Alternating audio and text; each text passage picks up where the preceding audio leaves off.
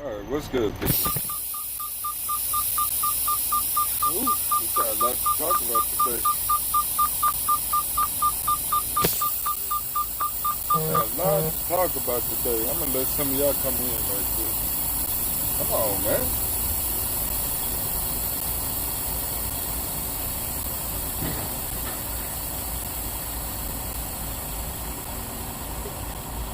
Cause I'm about to expose some of y'all hoes. Cause y'all nasty. And it just proves my point on one post that I don't understand. How in the hell we get to this? And I'm exposed for it there in that fucking $5,000 bullshit ass program in 1 second. I'm gonna start off with that first. Cause I'm on their ass. I'm gonna be on your ass. Give me 1 second. I got work to do.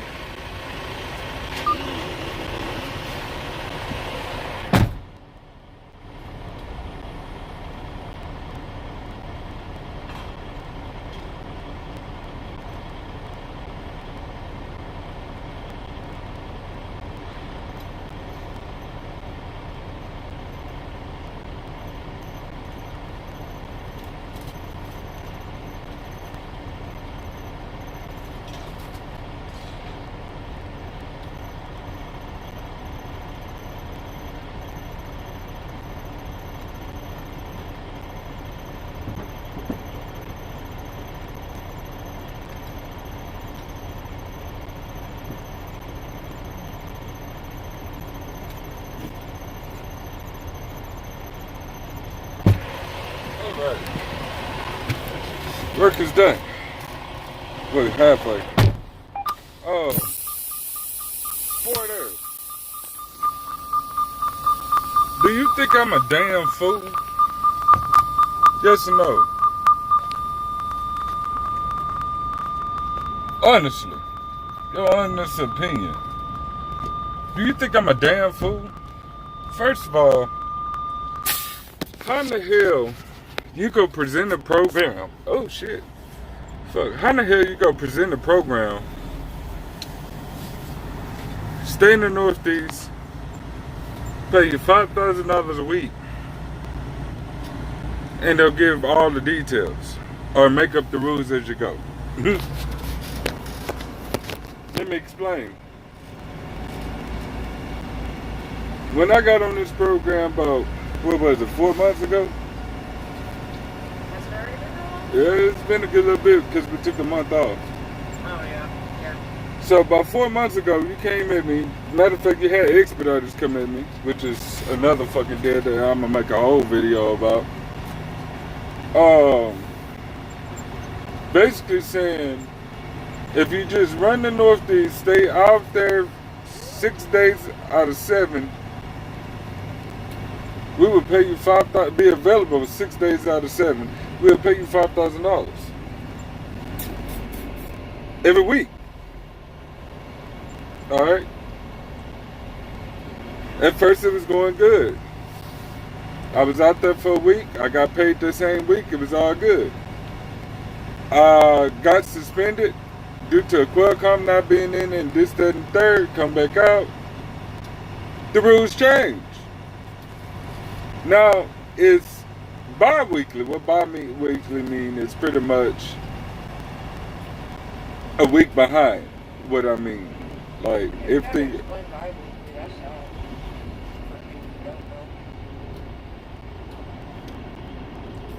anyways, they say if you run this week, you get paid for the remainder of it the following week. Found that kind of suspicious, but I'm like, alright, whatever, it's just a week, whatever. Alright? Then the bullshit. The bullshit. Y'all hold on 1 second. Let me go take care of this. And I'll get to the bullshit. Give me 1 second. Shit, it ain't gonna take me long at all. Matter of fact, because y'all need to hear this. Especially the people that's planning on coming to Fort Air or at Fort Air need to hear this shit. So give me a second.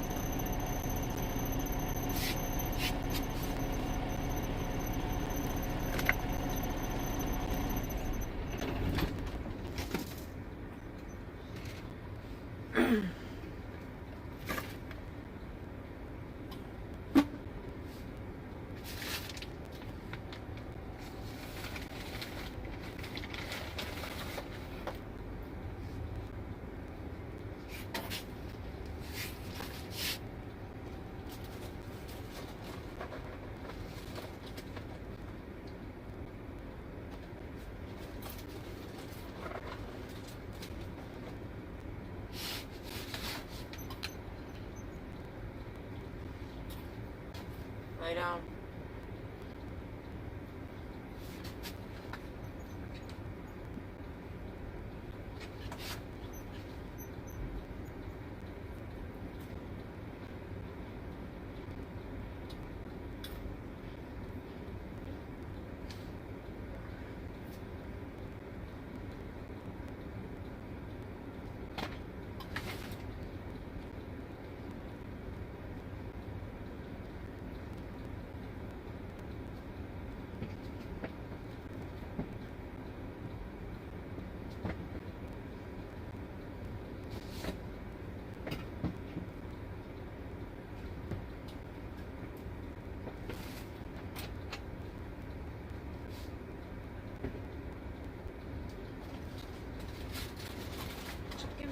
Chicken wing, hot dog and bologna, chicken macaroni, chilling with my homies. All right. I'm back. I had a good conversation with the lady up in there. She said, "What the hell you doing back, boy?" I said, "What do you mean?" She said, "Ain't you in the Northeast now?" I said, "No, not anymore." "Oh, they fucked you too, huh?" I told some of them drivers to take their ass up there. They was go fucking fuck them over.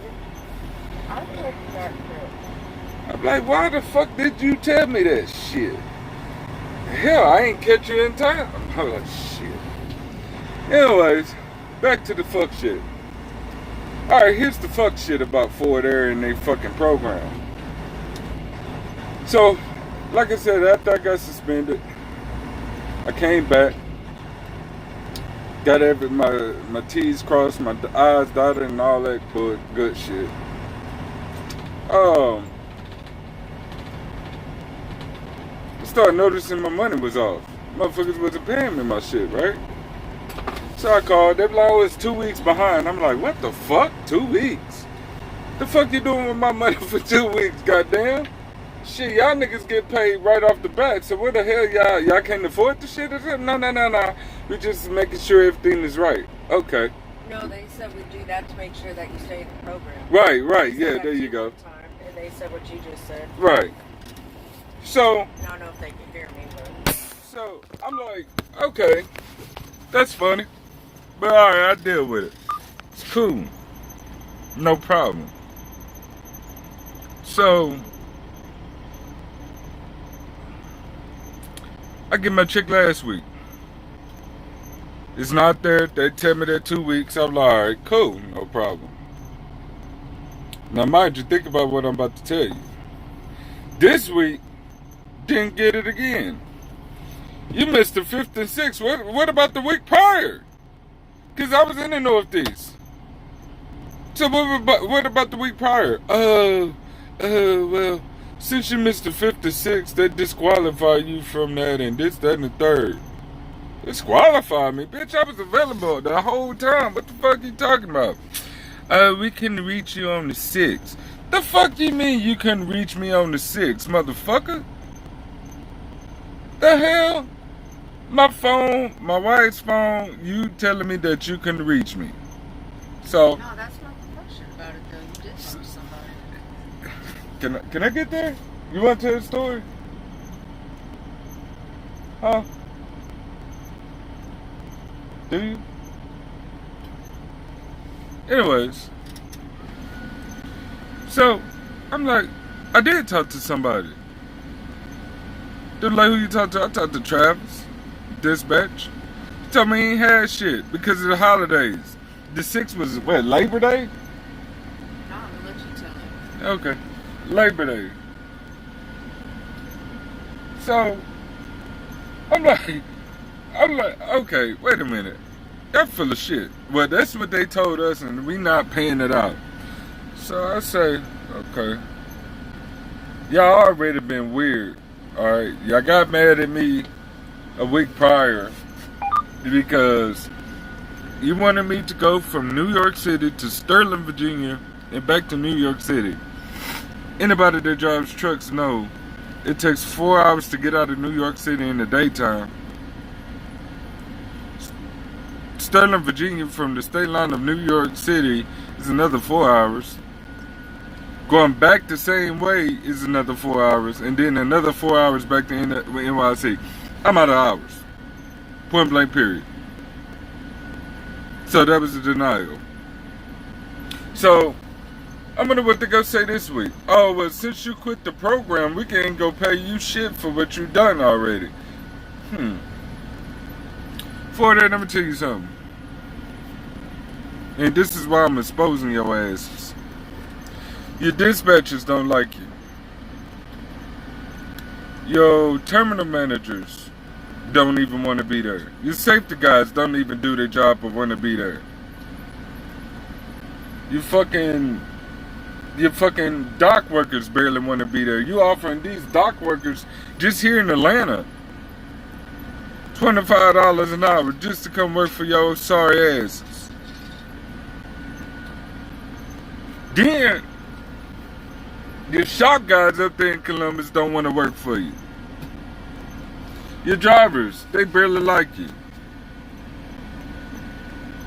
Let me tell you something. That program is bullshit. Straight the fuck up. Bullshit. And I'm not the only one that feel that way.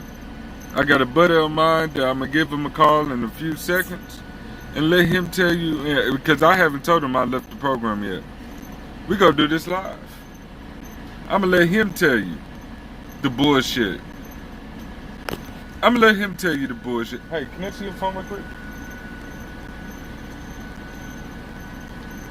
I'm gonna let him tell y'all the bullshit. Because it's straight garbage. For they know damn well they wasn't intending on paying these drivers. They barely want to fucking pay these drivers at all, but they don't want to pay these drivers at all. So what I'm gonna do, I think I'm gonna switch it up.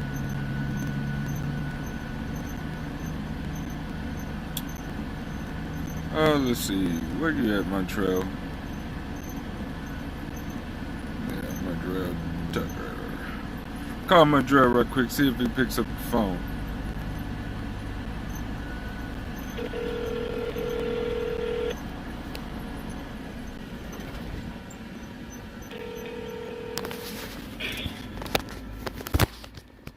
What up, cuz? Man, look, hey, this Brandon, man. The guy you always running into in the south, in the northeast. Wait, what? You remember me and you talked in Columbus? Yeah. Okay. So tell me why I got my check. Motherfuckers didn't give me my fucking money. So I called Forward Air. I ain't even called Expedite. I called Forward Air. Motherfuckers say since they couldn't reach me on the 5th to 6th, which is a lie, that they ain't paid me for that. Now, the 6th was a holiday. Alright? Right. The 5th, I talked to Travis, and I talked to Travis on the 6th, and he was like, we don't have much because it's a holiday. And it's, of course, I think that was coming off of a weekend, too. So it was basically a weekend holiday. So basically they pulled the same shit with you than they pulled with me. So you know what I did? I cussed the preacher out and told him to suck my dick and he can shove this program up his ass, and I got my ass back to the south. Yep. So I'm on my way to Georgia right now. So man, look, let me put it like this, man, because I'm exposing these bitches. Can you tell the people about this damn program and not to do it? Yeah, for real. I mean, they fucked you over. Yep. I think it's right. Just like this. They I don't even understand it.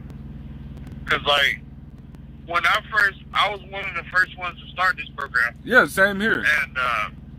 And when I started it, you know, I ran a week, and I'm like, okay, well, I didn't see any money come in. You know, I ran another week. I'm like, okay, what the fuck is going on? How come we ain't get the 5,000 like we said anyway? Right. So of course we do all the proper calls and everything. they're like, oh, well, it's behind 2 weeks. And that's what threw me off in the first place. So I'm like, how the hell? Now, they didn't tell us that at first.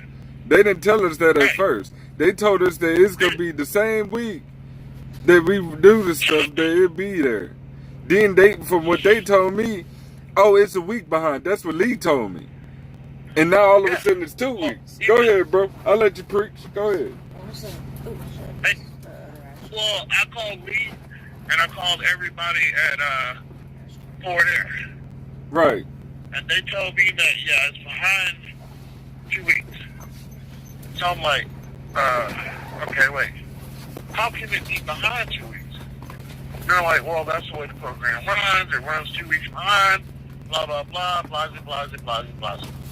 So I'm like, all right, I don't understand how a trucking company can run 2 weeks behind on anything. Preach. Because that's never the way a trucking company works. Right.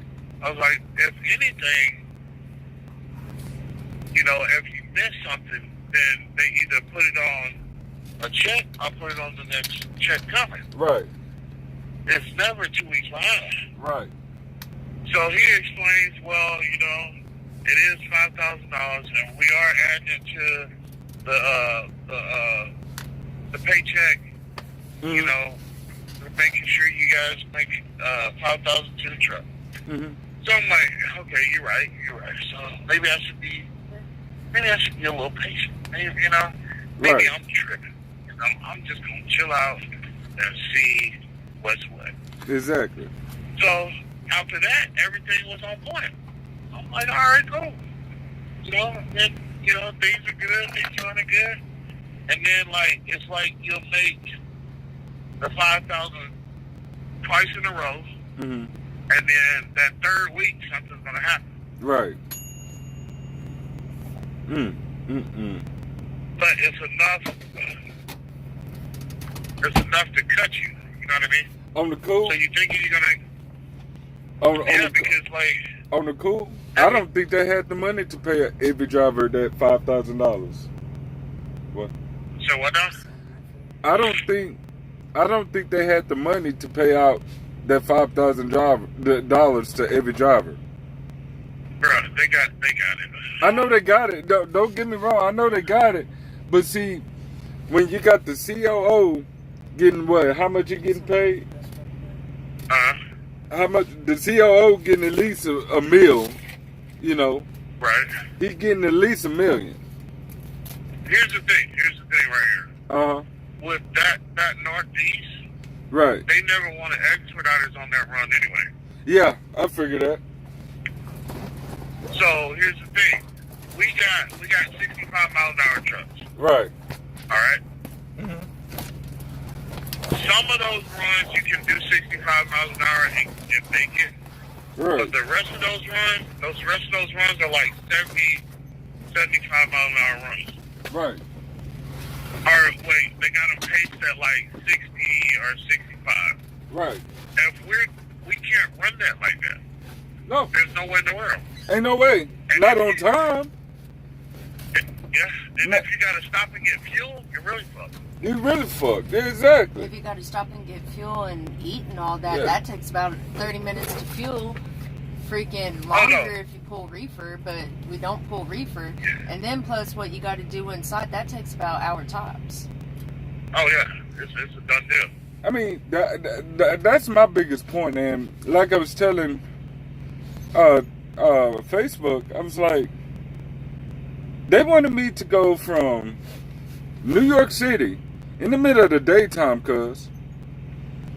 to Sterling, Virginia, which is 4 hours from the state line of Jersey and New York, back to New York City. Ain't no way. Yep. Ain't no way. I could do it if it was at night, but in the daytime, hell no. It takes at least 4 to 5 hours to get out of New York City alone. Yep. And I get this. Go ahead. No, go ahead, man. You good. So they had one for me that started off in Sterling. Yeah. I went to Baltimore, dropped off, picked up, and then I went Pittsburgh, drop off pickup, come back to Baltimore, drop off pickup, and then go to back to Sterling. Right. And they want me to do that in 4.5 hours.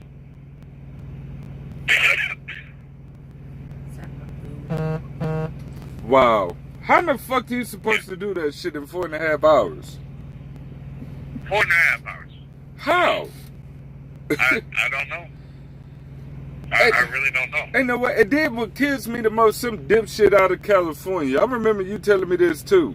But some dipshit out of California, as soon as you told me, the motherfucker called me, well, hit my phone, hit my line, woke me up, and questioned me why I was late on the load.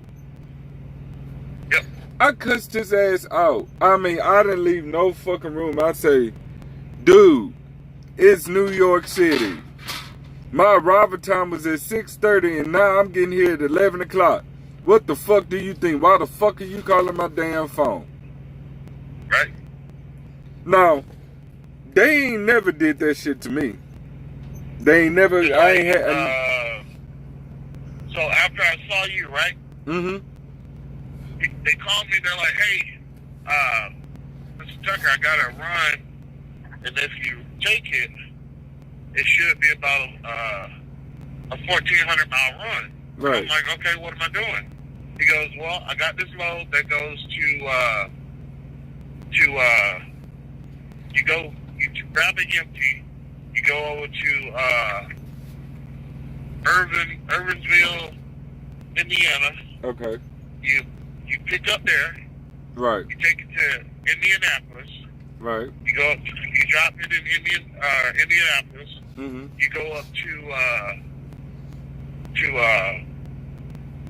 Chicago. Right. And pick up a load going to Atlanta. Right. Now he gave me this Friday mornings about 4 o'clock. Okay. Right. Right. It's Sunday. I'm already headed to Atlanta. Right. So these motherfuckers called me yesterday morning. Talking about when you gonna pick up the load? I said, who the fuck is this? Right. You're like, oh, this is blah blah blah dispatch. I said, well, this is dispatch. I said, just in case you can't tell, I started off at 4 o'clock in the morning, right? Right. Yesterday. He goes, Right. yeah. I said, I didn't get here till, I'm in Chicago. I said, I didn't get here till midnight, right? Mm. He goes, well, yeah, I was noticing that. I said, legally, I'm illegal right now. Why the fuck are you calling me? Mm. He goes, what do you mean you're illegal? I said, do the math. If I left at 4 o'clock and I didn't get here until 12 o'clock, how many hours have I drove? Mm. Well, probably, let's see, about 15, 20, oh shit, yeah, I'm sorry for disturbing you. I was like, man, this load probably wasn't going to be getting there until Monday anyway. Right. I said, I don't know why you guys think that we got these big trucks. Expediters run at 65, man. We don't be able to run wide open like that. Like we should be running wide open, in my That's what I was opinion. about to say. They come at us. They come at us like that, yeah. They come at us like our trucks ain't governed at 65 and we can make that time. Right. Or without traffic. Right. Because they're used to the other guys that are wide open. That's what they're used to. Exactly. Well, they need to get used to making When all of them it's an expediter's truck, we can't run wide open like that. Like, straight Exactly. up. Like, there's no way in the hell we can make some of these appointments happen. And that's my whole beef with them, because they expect us to run wide ass open, and it ain't happening. It ain't happening. You can push that damn accelerator as hard as you want it, and that motherfucker won't budge. Mm-hmm. It would stay at 64.8 the whole ride. It's not even a full 65. It's 65. It's 64.8. I even asked Lee. I was like, Lee, why can't we turn these fucking trucks up, man? Right. And he was like, what do you mean? I was like, there's no way in the hell we can make some of these runs. I mean, I was like, I appreciate the opportunity and everything, but yeah, this is bullshit. Exactly. I was like, there's no way we can make some of these runs. He's like, well, you just got to do your best. I was like, I don't want to hear that, because doing our best isn't enough. Lee is a fucking corporate kiss ass, in my opinion. I mean, he don't answer the phone half the damn time. You gotta call that motherfucker like 80 times to get his fucking ass to answer the phone. Then he gets mad when you cuss his ass out for not answering the fucking phone. I was just like, man, I don't understand you, dude. Like, you say you want us to be successful. You say that we ain't making enough. But, like, anybody I talk to and let them know that I'm making $14,000 a month tells me that, hey, that's plenty of money. Right. I don't know what the problem is. That's too much money. Right. You know. Whenever they gave him that offer, it sounded like they were offering him, like, they were trying to put him in a company drug. Let me ask you this, because my wife just asked me that good question. That's a good question.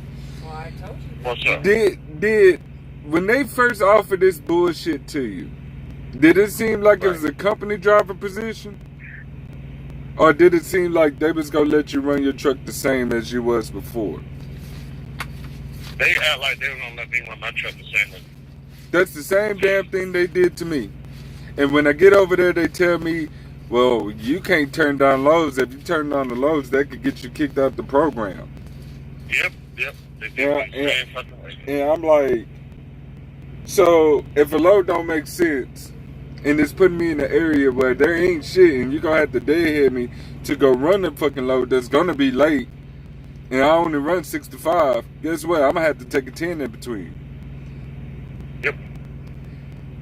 And you okay with that? Problem. And then you got some jackass. They'll say yeah, but then... They'll say yeah, then you got some jackass calling you, asking you why that load was late, instead of fucking looking what the fuck the load where you started from. Doing his actual research. Yep. And of course the dispatchers up there that runs that section, motherfuckers don't fucking put in notes at all. They'll leave you high and dry and go home and take a couple of days off. The next guy don't know what's going on. And so he just putting in what he think. Yep. You know, I told another driver, I said, dude, you got me fucked up. This shit is bullshit. And he was like, why you say that, man? Shit. I'm getting my money. How long you been on the program? Oh, I've been on the program for a couple of weeks. I said, give it time. You'll see. Yep. And sure enough, I swear to God, I can't make this shit up. I saw him at the fucking truck stop in Columbus. Man, why did you have to jinx me, bro? What do you mean I jinxed you? Man, shit, them motherfuckers didn't give me my guarantee money because I took one day off. You was supposed to get it if you took one day off. Yeah, you're supposed to work 6 on 4. Oh, but they said they couldn't reach me the day prior. That's another thing. They don't want you to take home time while you're doing it. Yeah. They want you to stay out. Yep. And if you do take home time, here's the thing. If you do take home time and it's not on your 34, then when you come back, you're automatically knocked off of it. That sound like bullshit to me. Look, like I told that preacher man the other day, that can't fly. Y'all put us on this program. Right. And, like, y'all get butthurt whenever we take home time, but... Yep. Like, yeah... Like, y'all are away from y'all's family all the time so y'all can pay the bills for weeks at a time. And then that guaranteed money you said that you were going to give my husband and other drivers, y'all gypped him on it. That's crap, and that's not right, and that's not right to be treating the drivers that way, let alone how the drivers get treated at some of these terminals we go to. And here he goes, oh, well, you got to understand the dispatch side. I said, nah, I'm getting tired of us always getting told by different companies we got to understand the dispatch side because y'all ain't trying to understand the driver side. Wait a minute. And to add to that, it's dispatchers that's disagreeing with this shit. And one of them is my good friend. Yep. And he's to the point that he said, fuck this, bitch. I'm not going to call his name out. You know, I'll tell you who he is when I get off of this thing, but he's probably listening now. But he said, fuck it, I'm going to Jacksonville. Fuck dispatch. They kiss my ass. Because I don't like how they treat me. I don't like how they treat drivers and lie to them. And try to force dispatchers to lie. Let's go tell them the truth. Yep. It's a damn shame, man. Like, Ford Air is one of the better companies that I don't have no complaints about them, because I've been to shit shows, companies where shit, they'll leave you out there broke, hungry, and all that shit. Yep. But Ford Air, when it comes to making sense and trying to make dollars and getting fucked over, yeah, they'll fuck you. They'll fuck you real quick. They'll fuck you real quick. Unless you got your own truck, man. Exactly, and then That's the only way you don't get fucked by them, because they know you're a fucking leak. But you gotta have your own license and everything. Pretty much. And there's one of the guys that I met that's out of Atlanta. Okay. He had his own everything, right? Right. So Ford Air made him use their stuff, their insurance, their license tag, and everything. Right. And he told him straight up, I don't want to use your stuff. I got my own. You know. Right. I just wanna pull freight. So they were like, yeah. And this motherfucker is actually, they're charging him their insurance prices. Right. Because they got him running under their insurance. Wow. And he was like, I was getting a better deal with my own insurance. I don't understand why they would make me run up under their insurance. Because they get a percentage. That's something that I don't even want to do. They get a percentage. Like, say, if you go to Mercer or Landstar, you can run under your own insurance company. You know. Yeah. I got a buddy right now that's over. I got a buddy right now that's over there making a killing over there at Mercer, and he's doing a great job. This motherfucker made more money in 3 months than I seen in a whole fucking year. And it's like, so my wife, she's over at what's that? Indian company? Indian River? No, it's like No, Native. Is it Native? Starts with a T. Oh no.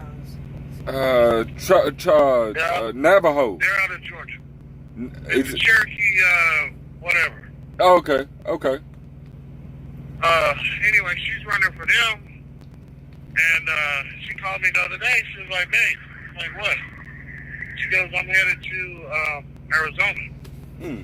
I was like, "Okay, that's what's up." She goes, I get a percentage of the load, right? I'm like, "Yeah." She goes, "Guess what my percentage is?" I'm thinking Arizona. I don't know, maybe like 3,000 or something like that. She goes, 5,100. Like, just to go to Arizona? Yeah. She was like, "Yeah." I'm like, "You gotta be kidding me." Yeah. She's like, "Nope." I was like, "Okay, that's some bullshit right there." I'm It like, is. "Okay. When you want me to come take that truck over?" For real. Like, damn, yeah. Like 5,100? Yep, just to go to Arizona. The teams And good point. My wife just said something I was just about to say. The teams ain't making it over here. Now, how the hell you a team? There is one brother that's got his own trucks. Right. He's got like 10 or 20 trucks. Okay. I should have got his number when I saw him. But he's looking for drivers, right? Right. All right. So if his drivers run so many loads, right? Okay. He automatically gets $10,000 a week. Right. Damn. As a bonus from Ford Air. Just because his trucks are rolling. Pretty much. Shit. I mean, that's a sweet fucking deal instead of fucking with these expedited people. I'm just gonna put it flat out like that. I think expedited is a fucking scam, in my opinion. Hey, I told you about that other company where Right. they start out with their own trucks. Right. But they only run 65. Right. He had me until he said they only run 65. I'm like, fuck that, I'm doing that now. I ain't trying to.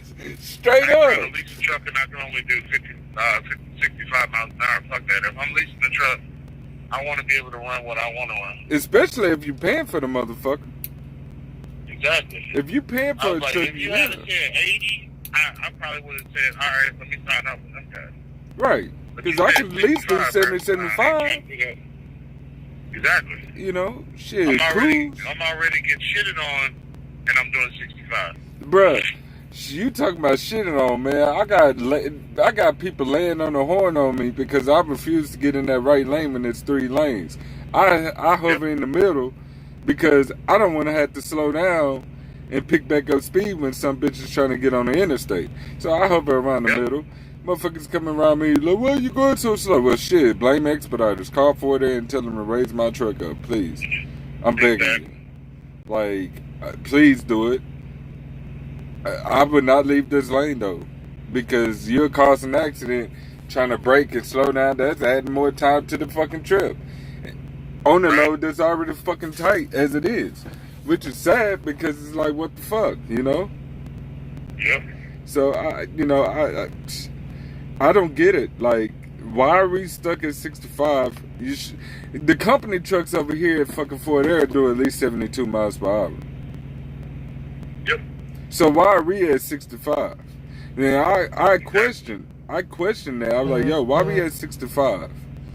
And motherfucker go tell me, oh, well, it's Fort Air's doing. They wanted it at 65.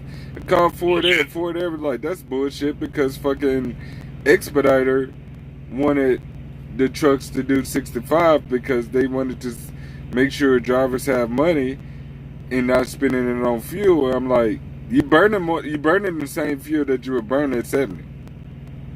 Yep. Actually, you burn more at 65. Exactly.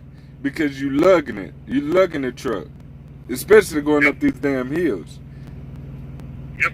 And it's really sad. It's like, my damn. When you govern your truck like that, you run up against the governor. Right. When you're running up against the governor, it's going to burn more fuel because the engine is struggling. Right. Because you got a governor, now you got motherfuckers running up against the government, and it's going to struggle.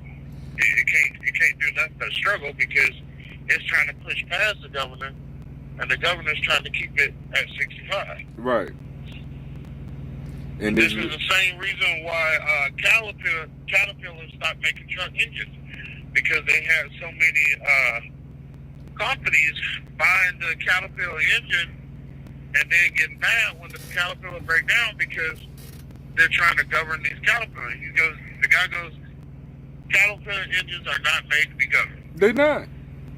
He said, if you're going to run my engines, stop governing. Pretty much. They still didn't do it. He was like,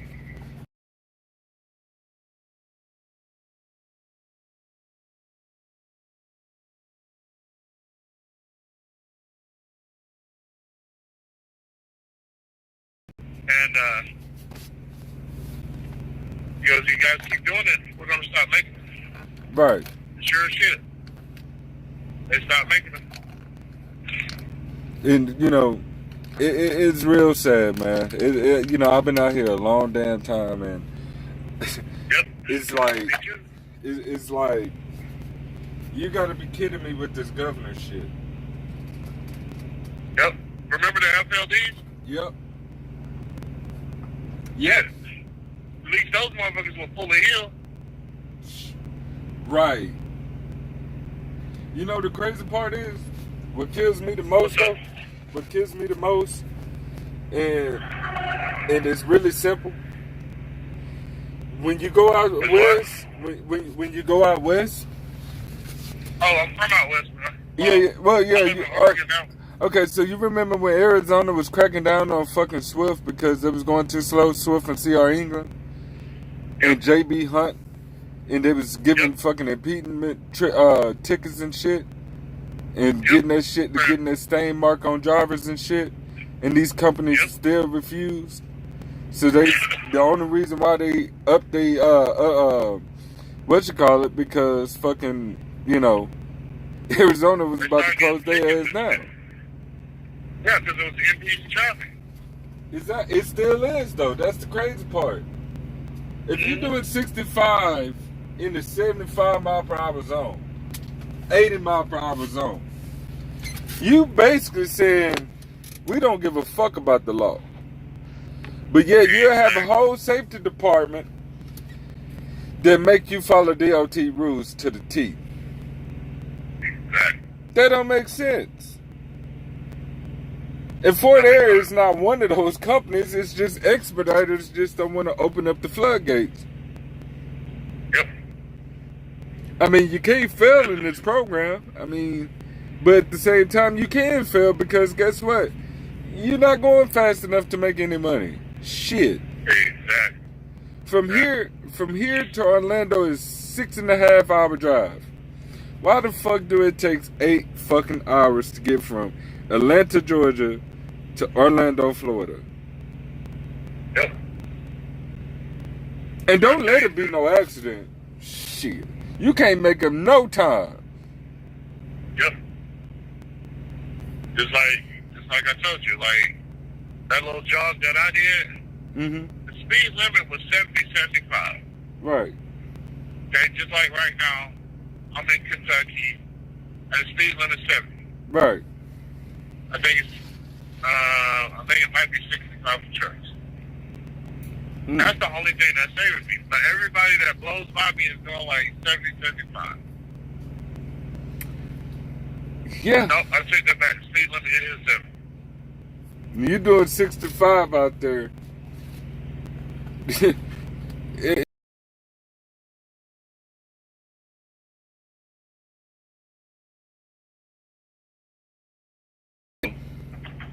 I'm already talking to a couple other companies. I'm either going to run and do flatbed, or I'm looking at this company out of Virginia that does heavy haul. That's where the money at. Yep. Shit, I don't blame you, cuz. I don't blame you at all, bro. I And that heavy haul division, they're guaranteeing 2,000 or better a week, depending on where you go. Wow. And that's the crazy part is, Fort Air used to be like that. I don't know what happened to them, man. Shit, back in 2012, they was offering at least $2,000. If you don't make the $2,000, you still get it. And all of a sudden, they want to blame it on the recession. And I'm like, okay. Y'all just was living above.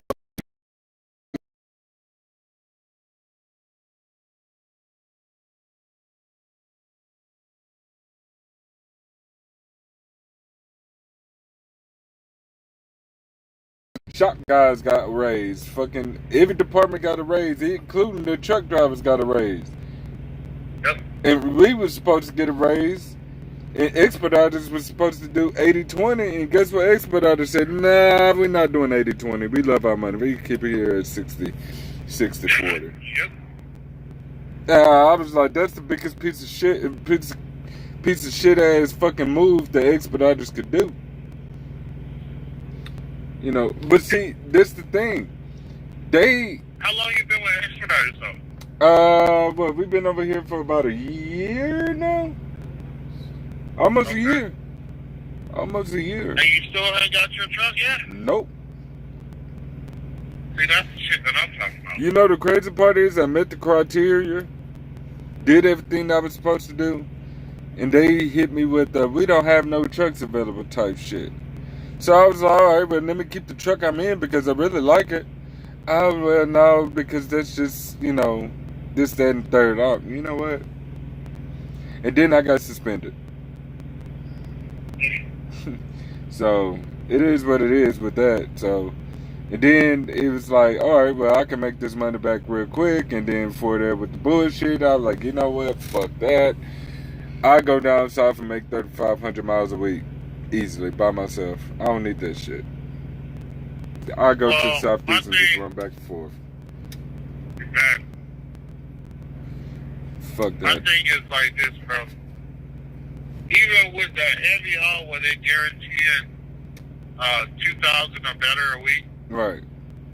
that's a company driver. That's not even owning your own truck. That's just company.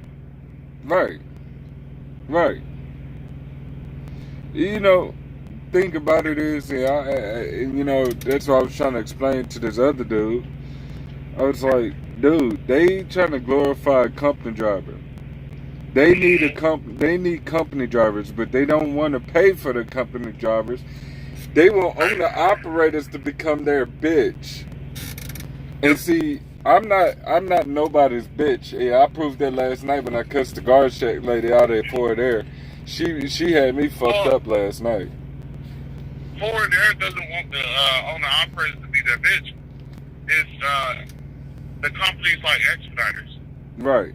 where they're putting people in these trucks, promising people that, you know, hey, you run with us for 3-4 months, you make what you make a certain percentage, Right. and as long as you're making what you're supposed to be making, we'll go ahead and put you in a brand new truck. Well, it's like I told them, I don't really need a brand new truck. Give me a used one. Right. Give me one that's nice and used, that's been went through the inspection. Right. Stuff, 2016, 2017, something like that. Right. Exactly. You know, they still good truck. They still got value. You know, let me run that shit for a while until, you know, I can trade up and keep my business moving. That's how it's supposed to be. But apparently, stage one is fucking full of shit. And this shit, when they ain't got no trucks available, alright, you can go on their website and see what trucks they got available. They got Exactly. Exactly. So, you know, like I told another driver and my wife, it's only a matter of time. I'm buying my time. I'm trying to do what I got to do and get everything right before I make my changes. But it's only a matter of time before I say fuck it. Straight up. I forgot the name of that company. Let me talk to my wife and I'll send you the information to that company where you get a percentage of the load. Okay. You get 72% or 72% of the load, no matter what it's been. Right. And you don't have to go out of the southeast.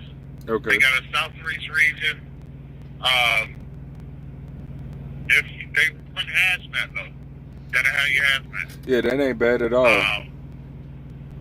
If you got your hazmat, then it bumps it up to like, I don't forget how much. Right. Well, I mean, yeah, like I said, I'll be interested. They don't have the lease program. They have a lease to own program. That's even better. Yeah. Because the truck wide open. I'm pretty sure her truck is wide open. No, they run 72, I think, 72. That's good enough. But well, I mean, it's your truck. You can get it turned up. Right. Because it's a lease purchase. Right. Okay. Now, do they go by credit? Nope. Oh. Credit checks beat it. You need a down payment? Nope. It's a lease purchase. Shit. If you and after you get started with them, if you pay them $25,000, you can take your truck anywhere. That's But it? you gotta get them $25,000. Yep. That ain't And bad you at can stay all. up under you can stay up under their finance company too. That ain't bad at all. $25,000 shit. That ain't bad at all. Shit. Well, I mean, How long when is you the got runs, huh? How long is the lease term? 2 years. I think. Damn, shit. So you could just stick it out for 2 years and be all right.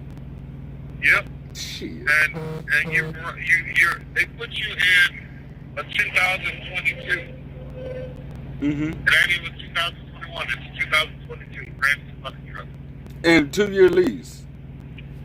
Yep. What's the payments on that It's truck? it's either 2 or 3 years. What's the payments on that truck? It's like nine something a week. That ain't bad. That It's ain't a brand bad. new truck. Right. That ain't bad at And all. it's still less than what we're paying right now with Ford Air. It is. I mean, with Expeditors. Really. Because when you add the money up a week, you paying damn near fucking $1,500 for this shit. Yep. Damn near. That's how you're ready to pay it off in 2 or 3 years. And see, And like I said, the one run that she had was going to Arizona and paid $5,000, and then she's going out to Arizona and they're bringing her straight back. So that load's probably going to pay like another 5 or 4 or somewhere around in there. 4 or 5 in the range, yeah. I mean, shit, that's still good money. And you can turn that in a week. Real talk. If you're doing 72 miles per hour, actually you're doing the speed limit, yeah. Fuck. Exactly.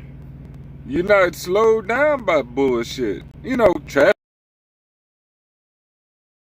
It is, man. Shit, like I said, I mean, shit. Let me know about the company name. I'm interested to talk to them, and because Ford Air.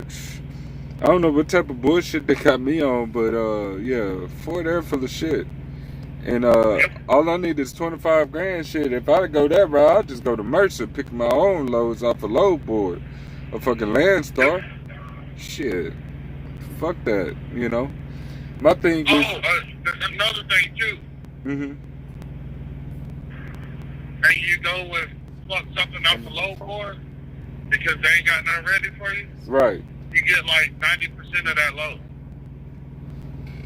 You can still use their trailer and everything. Damn. That's like Panther. What Panther doing? I got a buddy over there at Panther that's doing the bid. I got a buddy over there at Panther that's he's making a killing. He worked for my landlord, and he's over there. He happy than a motherfucker, man. Shit. You know how you know they ain't got no loads when he ready to go. That some bitch there, he's already looking for him a load, and they paying about the same. About I think it's 90%. I don't know. I got to talk to Mike about.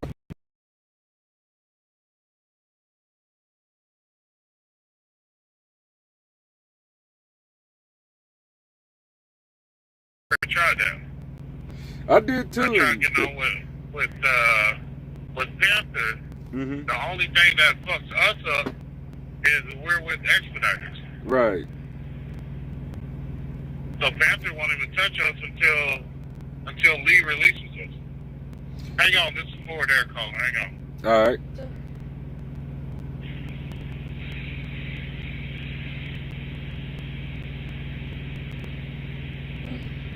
Of course, they go call him and say, "Hey, are you ready for a load?"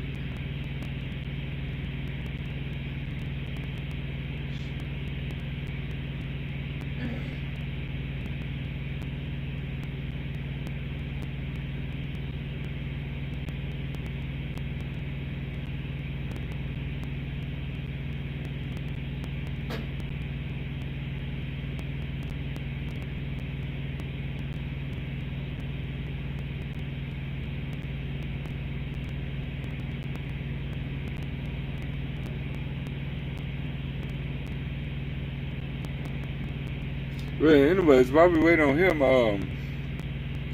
basically what's going on, man, is you know, it's Ford Air is full of shit. That's basically what it is. And like I said, I don't have time for the fuck shit. I don't. I never do. And my thing is, If it's not making money, it's not making sense. I like to make money. You know, and don't fuck me on my money. I don't think no driver out here should be making less than $1,000, at least $1,200. You shouldn't be making less than $1,200, even as a company driver. If you're making less than $1,200 as a company driver and you're doing everything that people telling you to do, fuck that shit. Fuck that. That's just what it is. It's not worth it. It's a waste of your time. You should leave that company. Bottom line is, some of these companies. Are you there? Yeah, I'm here. Just explaining, like, some of these damn companies don't give a fuck about you. That's just what it is. Tell me about it, though. So, like, now I've been dealing with Mike. I haven't been dealing with nobody else but Mike. Right. He called me earlier. Yeah, they try to call me and be like, look, who is this? Oh, this is Jim. Nah, tell them I have Mike off. I put like this. I put like this, and I'm gonna help you out with this one. Brent White at night, that's one of my boys. He talks a lot of shit. He's a good guy. He makes sure he get the shit done. He's leaving. Oh yeah? Yeah, he's leaving though. He's leaving? Yeah, yeah. That's the one I was telling you earlier that's going down to Jacksonville. Travis, I half-assed like him, but I deal with him. You know, Mike is like their supervisor, right? I don't know that, cause I always catch Kurt, or what's his name, Frank. Who? Frank. Nah, I ain't never heard of him. I go above their heads. When especially if I don't like a dispatcher, and there's plenty up in there that don't like me either. So. Oh shit. I done cussed a lot of people out, cause I ain't never gonna hold you. I cuss a motherfucker out regardless. You gotta cuss them out, man. Sometimes you gotta cuss them out. You gotta put your foot in their asses, and you gotta keep your foot in their ass. That's just what it is. And I told motherfucker, I said, don't play with me. I'm a grown ass man. I straight up would go off within a hiccup, you know. Yes, sir. I'm nobody's bitch. And last night, oh man, I gotta tell you this. So, you know, the exit gate on the Columbus side, right? Yeah. Alright, so I'm pulling in. I'm bobtailing, mind you. Keep this in mind. I left the Loves, went to head to Columbus to go pick up my load. I see another driver coming the other way. He pulls in first, he got a trailer. The fucking guard shot dude wave. I'm thinking he telling me come through the exit gate. So I make my way through the exit gate. All of a sudden, I got some big fucking Humpty Dumpty ass bitch go scream, "Hey!" I'm like, yo, what the fuck? I'm looking around like, what? Did I hit somebody? And she come up to my truck trying to talk to me like I'm her child and shit like that and cussing at me. Bitch, you got me fucked up. She learned quick. So she like, oh, I'm about to report you. Cool, bitch. My truck number is 17655. All right. Right. Go ahead and report. And by the time you report it, they will already know what happened. So I told him what happened. The guy inside the fucking dock was laughing his ass off because I was talking to the supervisor. He's like, you know, that lady just called and said you just kept leaving, you just kept moving. You didn't even stop when she screamed at you. I'm like, and as he said that, the fucking driver that came in, I asked him, I said, you just pulled in? He was like, yeah, I just pulled in. I witnessed the whole shit. I said, so you just heard what he said, right? He was like, yeah, and she a fucking liar because you stopped, she started screaming at you, and you put her in her fucking place and told her to kiss your ass. Yep. And that supervisor said, damn. And I said, I don't play that shit, man. I'm a man first. This trucking shit is just fun to me. I'm a man first. Bitch, you a security guard. You ain't shit. That gate is up, number one. That gate should have been closed. Second of all, they got a green light on it, so that means go. Green means go, am I correct? Right. So if it wasn't the red, if it was red, I can understand it. But if it was green, yeah, shit, I'm going, and I don't have to check in with y'all. What'd she stop you for anyway? You bought to? Hey, thank you. Talking about something, I almost hit that truck, and that man was at a complete stop. He set his brakes and all that shit. Oh, you was gonna hit him? How the hell I was gonna hit him? Ain't nobody out here. It's what? Fucking 2 o'clock in the morning, bitch. Exactly. And she over there talking to another driver. I guess he was trying to get him some loving off the fat ass bitch. He must be desperate. But anyway, yeah, I cussed that bitch out, and then the supervisor say, well, I'm gonna just go down here to keep the peace. I said, so she's scared now. Because she know I was gonna come back down there and be an asshole and fucking call her every fucking name in the book. I was gonna call her Karen, fat assford, no assless, fat bitch that can't. This I was gonna get fired last night. You hear me? I swear to God, I was gonna get fired last night. I told him, I said, yeah, I'm probably gonna get fired after I go through that gate.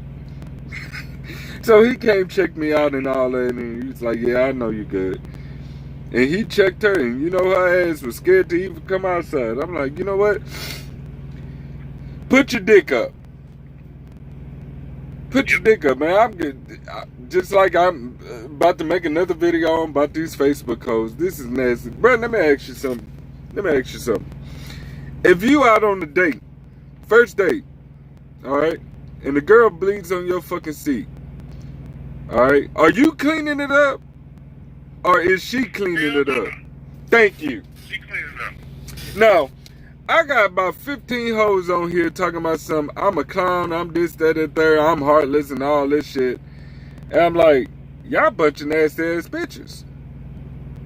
They need to get out their feelings. It's my wife said, man, just leave it alone. Nah, because this the problem when we leave shit alone. When we leave shit alone, we got our fucking kids out here. When we got our kids out here fucking doing dumb shit and fucking with these nasty ass thoughts. Sure. And then you got all these Sims, ooh, you fine, you this, that, and the third. That's your problem. You ain't their parent. Their parents should have taught them right, especially those hoes that are fucking talking shit to you. Well, Their mama didn't teach them. but see, here's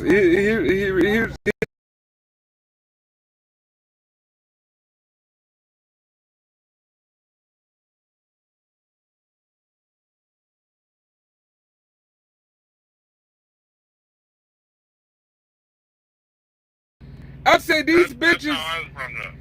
I straight up said on the post, I said, y'all bitches, the bitches back in the day had more class and was more cleaner than the bitches today. These bitches don't give a fuck. Wait. I'm not going to say cleaner. I'm not going to say that. Okay. Because you still got some of them that are clean. They're very clean. Yeah. But they don't give a shit about letting you know that they on the rag. Like, me personally, I don't want to hear that. I don't want to hear Don't that shit tell me either. about you being on the rag. Unless I'm trying to get some pussy. Huh? Unless I'm trying to get some pussy. You know. Nah, you got the ones that be like, baby, not now. Right. This ain't the time. Right. You know, give me a week or two. And it's kind of like, oh, okay, my bad. I got. They don't even say that. They don't even say that they're on the rag. They just, honey, this ain't the time. I put it like this, and my wife just said it. I helped my wife after she gave birth to my daughter because she's already physically disabled, but after you give birth to a kid, you know, the extra blood that come with it and all that shit, and, you know, she's not strong enough to take care of herself. All right? Right. So she stayed her ass at home, but she took care of business. Pretty much all I had to do is just, you know, make sure, help hold her up. She take care of business. I put her back in the bed. She put a fucking, what do you call that shit? The little pad thing on the bed. And she was good to go. Right. I ain't touched no blood. I ain't cleaning shit. That's your responsibility. Bitch, I'll hold you up. You'll do it yourself, whatever. No, you did. But, You did at the hospital after I killed her. Yeah. oh, but yeah, at the hospital when you did fall. But that's different. I'm talking about some random bitch. No. Or even, you know, like, whew, no. Mm-mm. Just a random? Nah. Even if it's not a random. Think about it. If your woman, let's say, check this out. If your woman, she have an accident, it would be disrespectful of your woman to be like, I'm not cleaning it up. You clean it up for me. I'm gonna go wash off. Huh? Oh, wow. Yeah, nah. And see, this is my point. Yeah. I'm just like, My girl, she is not like that. She's like, oh my God, I can't believe this shit happened. But see, hang on, baby. Just turn your head. Don't look. Exactly. You know, but see, the thing about it is, I never knew my aunts, my cousins, my sisters, none of them, my mom. I didn't know when they shit was happening because they didn't let it belong and they didn't let me in the room at all. Their personal domain was their room and their bathroom, and that was it. I don't go in there. I don't want to see no drawers that's a part of my family members. I don't want to know what bra size you are. I don't want to know shit. All I want to know is you come out the room and when you go fix me something to eat, I'm hungry. That's how I was when I was a kid. And now you got these women, oh, well, you just insensitive and this, that, and the third. Nah, bitch, you just nasty ass bitch. You just a nasty ass bitch. Straight like that, you a nasty ass bitch. And I cussed one out this morning. Don't disrespect my family because my family is dear to me. But if you on your rag, I bet not know about it. And if you get that shit on my couch, guess what? Guess what? Brandon ain't cleaning shit. Because I didn't make that mess. And my fucking shit better go back the way it was. That's just what it is. Right. And I got like, I mean, my God, what, 10, 15 bitches on there talking shit? And I put like this. I had 2 or 3 of them like, wait a minute, you are right though. Because really and truly, like, that's kind of disgusting. Yeah, motherfucker, shit. Why you think doctors wear gloves and shit when they fucking pull your blood? The fuck? You don't know if you're gonna be safe. You don't know if that bitch got AIDS and shit. I'm kind of Exactly, you're right, B. Shit, you don't know what that bitch got. She got AIDS. Her Hep C is worse than AIDS. Is it really? Yes. Hey, do not get that COVID shot. I'm telling everybody. Oh, hell no. Hell no. No, I ain't stupid. Shit, I don't trust the government. You know better than that. Come on. Shit. The DNA enhancing drug. You said what now? It's a DNA enhancing drug. I figured. It fucks up your DNA. It kills it changes your red blood cells, the whole 9, dude. Man, you know what? I'm glad you brought that up. Because, see, that COVID fucking shot was supposed to keep you from getting COVID. But it's giving you COVID so your body can get used to it. Yeah, but it doesn't even keep you from getting COVID. Exactly. That's my whole point. And it's like a waste of fucking time. And the CDC is a fucking joke. The CDC is a fucking joke. That's like, Russia is trying to sue, what's his name? The billionaire. Ted Turner? Who? Is it Ted Turner? Gates. Bill Gates. Yeah, Bill Gates. They're trying to sue Bill Gates. Don't surprise me. So when I first heard it, so this is why they're trying to sue Bill Gates for releasing a biological weapon on the world. Wow. You hear what I'm saying? Yeah, I hear you. Not just Russia, not China, but the world. Wow. And they got the evidence for it too. I know they do. And the thing about it is, I don't trust them motherfuckers. My thing is, on the same time, if you ain't got no gun or a rifle or anything, it's time to start getting it. Exactly. Time to start stacking your weapons. Exactly. The Taliban, right? Right. So you know there's like a whole bunch of them that's already over here, right? Right. And then the Taliban, if you look over in any of the news over there, they're Right. saying fuck the United States, death to the United States. China's in with them now. Right. You know who backs up China? Russia backs Yeah, up of course. China. Of course they are. They always been like that. Yeah. So we're finna go to war, man. I know we are, and that's the thing. That's why I told people. I kept telling them, I'm like, shit. America trying to fucking take your guns. They're trying to take your guns. All right. They're trying to take the guns so that when they come over and they bomb rush us, nobody's gonna be able to protect their homes. Nope. Nope. And then freaking Biden, his dumb ass, Oh is man. the one that's causing all the shit. Man, look. And you hear what he keeps saying? Everybody go take your shots. Go take the vaccine. Get the vaccine. I ain't taking this shit. Nah, it's gonna kill. It's gonna kill. You know, Biden is pretty much a puppet, man. That motherfucker. He has. If you watch him, he has dementia. Yeah, like a motherfucker. They know what's up. That's why he be trying to talk, and he's like, they'll look around and they'll give him a cue, or, you know, and he'll start back talking. But see, this the thing. And I said this multiple times. Why in the fuck we couldn't have better candidates? Why what? Why the fuck we couldn't have better presidential candidates? I don't like Kamala Harris either. I think she the fakest woman of all time. In my opinion, she don't like black people. Yep. She don't like black people. She ain't never dated a black man. So how the fuck you gonna say you like black people? Hell, at least my wife is white. My wife is white, but I went through the struggle with a black queen. Right, but that's just like freaking the BLM movement, right? Oh yeah, that bullshit. Hang on.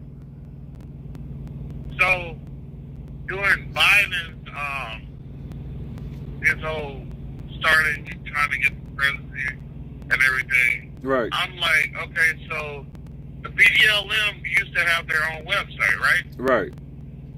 So I went to the BLM website during the time that Biden was running, Right. and it automatically kicked you over to Biden's website. You want to know First time something I funny? did, I'm like, what the fuck? You know what really pissed me off about Biden? But His slogan was, "If you don't vote for me, you're not black." I'm like, yo, what? okay, I'm like, yo, but what? if you know he was with Ronald Reagan back in the day, right? Yeah, I know all his racist ass history. I had to go Okay, but research that You motherfucker. know what he said about blacks back then? Yeah. Right? Straight up call us So niggers. why? No, he said, I'd rather have blacks in jail Yeah, so my wife and daughter can walk down the street safely yeah. than having them on the street. He did say that. So if we can get them off the street, then my wife and my family can walk down the street safely. That Yeah. was during Ronald Reagan. Yeah. I remember Also that. there with Bill Clinton Yeah. when they did the extra time for petty crimes and stuff like that. Right. All right, so he was like, "Yeah, I can't stand them. Like, get them off the streets. They don't need to be on the streets anyway." Yeah, He was that's some talking about black bullshit. males. Yeah. Yeah, I remember that shit. I mean, And then it's a lot of racism Oh. in politics. I don't even understand this shit. Then he was talking about how he liked the kids to be on his lap. I was love the kids to sit in my lap, and it's just so beautiful. Come here, little kid. You want to sit in my lap? Like, what the fuck? Shit. What kind of shit is that? You know what I mean? Man, I'm trying to tell you, man, there's a lot of fucking fuck shit with that shit, man. And, you know, I tell people all the time, yeah, Trump needed to go, but we needed a better candidate than what we got. And a lot of black, I'll put it like this, I ain't no Trump supporter, but at least I'm going to tell you like this. Trump did more for blacks than anybody else. I give you that. I give you that. It's sad. Trump had already said, like, we need to bring back the middle class. Okay? Exactly. So, who was most of the middle class? Black people. Now you got to think back to the 80s. Black In people. the 80s, if you had your dad at home, he was taking care of the whole house. Yep. Working one job. Right. At home in the evening time to whoop our ass. Sure enough. You know what I'm saying? Eat dinner and tell us to go to bed. You know what I mean? I put it like this, my dad was a trucker. And that son bitch, he was gone from Monday through Friday, made 10 grand a week. And was off on the weekends to beat my little ass. Yep. And So, was the owner operator and everything. I didn't really have Company driver, sorry. He was a company driver. My stepdad was there. Yep. My stepdad was there. He worked Monday through Friday, had the weekends off. Right. On the same token, he was there in the evening to make sure we did our homework, to make sure we did our chores, take the garbage can out, all that shit like that. Right. And was able to walk. Right. See, think about it is what pissed me off about Mr. Biden. And I'm going to get on him. Mr. Biden, you said that you was going to help out the American people. You was going to help out black people. If we didn't vote for you, we wasn't black. I didn't vote for him. But here's the thing. The first fucking thing you did for us was make abortion a legal thing. Yep. And on top of that, what kills me the most is what you did for the Asians. You can't say shit about Asian people now. You can't call them squint-eyed bastards without going to jail because it's a fucking hate crime. But yet, you got white people calling us niggers. N-word this, N-word that, in this, in that, in this, in that. But if we call an Asian a squint-eyed bastard, we go to jail. It don't make sense to me. It don't. Help me understand that shit. Racism is a motherfucker. And see, they be like, well, you got certain white people like, well, racism ain't a thing no more. No, it's a different kind of racism. They ain't going around here wearing white sheets over their fucking heads. You get what I'm saying? Yep. They're not going around wearing white sheets, burning fucking flags and with the Confederate flags no more. About the shit our kids see. That shit is over with. But guess what they doing? Well, I mean, here's the thing with the Confederate flag. If you know what you know, Yeah, oh yeah. the Confederate flag that they're flying right now Right. is the Confederate battle flag of Tennessee. Exactly. Okay? That's Tennessee. Right. Every southern state had their own Confederate flag. Yeah. At no time did anybody come together and be like, we're going to Tennessee battle flag for everybody. You know Nobody made that up. You know the crazy part They is? saw this shit. Huh? You know the crazy part is? When we was kids, remember back, I don't know if you from the South or anything, but we used to fucking, I'm from South Carolina. Oh, okay. Well, you remember back in the day when we used to sing to the fucking, like, at the American National Anthem? We used to sing the Confederate National Anthem? No, we didn't do that. Shit, we did it down there in Louisiana. Oh, And they did it in Georgia. Cause I got some homeboys that be like, yeah, that flag is basically about the South. We didn't do that. Yeah. Wait, what'd you say? No, sir. Man, I put it like this. They took prayer out the church, out the schools too. You can't even say God in school no more. Yep. That's what kills me the I most. remember, what, 7th grade? Uh-huh. We were 7th grade. We was in school. We was going home. Oh. And fucking, they put all the black kids on the bus. If you were black, you had to sit at the front of the bus. Right. So we rolling through town, and the fucking Ku Klux Klan is in town. Right. So they ended up taking us all the way home. They literally took us to our front doors. Wow. And that wasn't that long ago, bro. I graduated in 95. That wasn't that long ago. Yeah. I put like this, man. The word changing. You can't say what the fuck you want to say, including on Facebook. You can't say what you want to say. That's one thing I did like about freaking what's his name, Trump. Right. Say some shit. Yeah, Like, he everybody said looking at the TV like, wait. he said the did he most really off say the that wall shit? shit. He would literally say the most off the wall shit. And And then he was like, I ain't gonna be politically correct. right. I'm not politically correct. I ain't gonna be politically correct. Exactly. I'm like, okay, cool. Alright, cool. I see. Well, at least everybody knew what he's doing. You know what I'm saying? Exactly. As a man, I can respect that. You know, I mean, he seemed like, you know, as I look at it now, because back then I was like, what the fuck? But now I'm looking at it now, I'm like, everything he said, it's pretty much came to fruition. He said a Biden president is going to fuck up this economy. Yep. As soon as Biden came in, I look at the fuel prices last night at Columbus, Ohio, $3.75 for diesel. Back in the day, diesel was way cheaper than fucking actually gasoline. Yep. Because So- diesel is a byproduct of making gasoline. Right. You take oil and you make gas, then your byproduct is diesel. Exactly. So, till somebody found a way to use it with the compression engines. Right. Once they found a way to use it with the compression engine, it was trash anyway. So they were like, fuck it, use that. Exactly.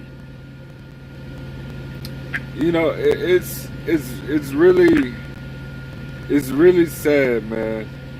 It's really sad how we go through this shit. And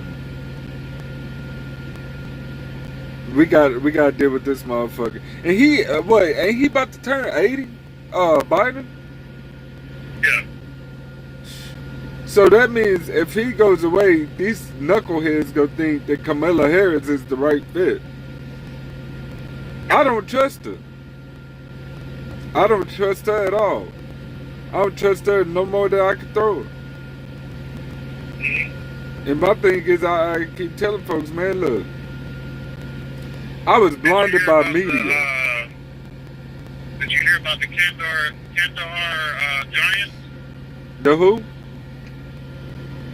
The Kandahar Giants? I didn't hear about that. So the first one, when we was over there looking for Osama bin Laden, Right. they killed the giant then. Oh, Okay. no. Right. So the government got it, whatever. And I don't know what they did with it, where they put it, but our boys broke it down. They had a chopper go out, pick it up. They said it took 2 helicopters to pick this motherfucker up off the ground. Right. They said he was over 16 foot tall. Damn. Alright? So the military got that one. Okay. Then, so we're still over there, right? Right. And they just brought, like 8 guys home that's supposed to have seen some real hard action. Right. Well, one of them blew the whistle and told them that when they was in the caves and stuff, they heard a lot of action going on. So they got higher in the cave so they could see down in the cave of what's going on. And they said that they saw the Taliban fighting this 16 to 18 foot tall giant. Right. One man, right? Mm-hmm. They said this motherfucker, he was so swift, so agile, and Right. so fast. Right. And they said they tried to fall back. Mm-hmm. And as they were falling back, he saw one of them and made a dash for him, skewered him because he had a spear, whatever. Right. Skewered the first one. It was 16 in the group. Damn. He killed all of them but 2. And they said it only took him a few minutes to do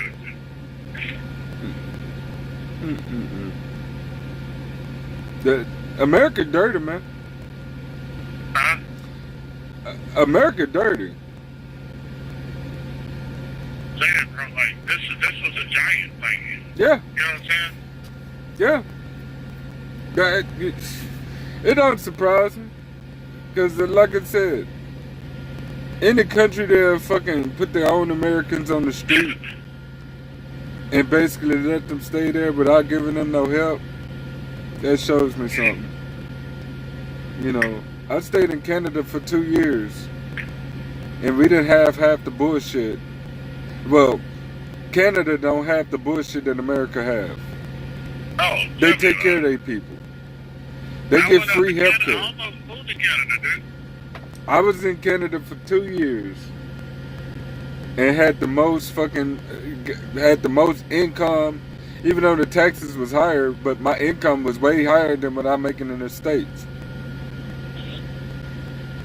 So the people was more nice.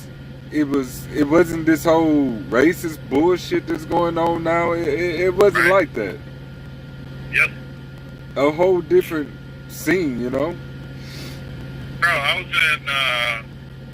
was in Winnipeg, Manitoba for about 2 weeks. Yep. I almost forgot I was black.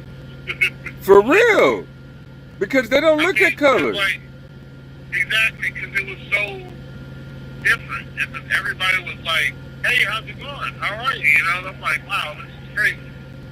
And I used to go to this little bar right behind the hotel I was in. Vanilla ice. And nobody gave a shit. They were like, no, man, let's have a good time. Like, let's dance, let's set up. You know, and it was genuine. Right. You know, I'll tell you this. I mean, I had some of the best time. I stayed in Quebec City. I got a brother that stay out there, and for 2 years I was having fun. I just missed my family and shit. I just came back.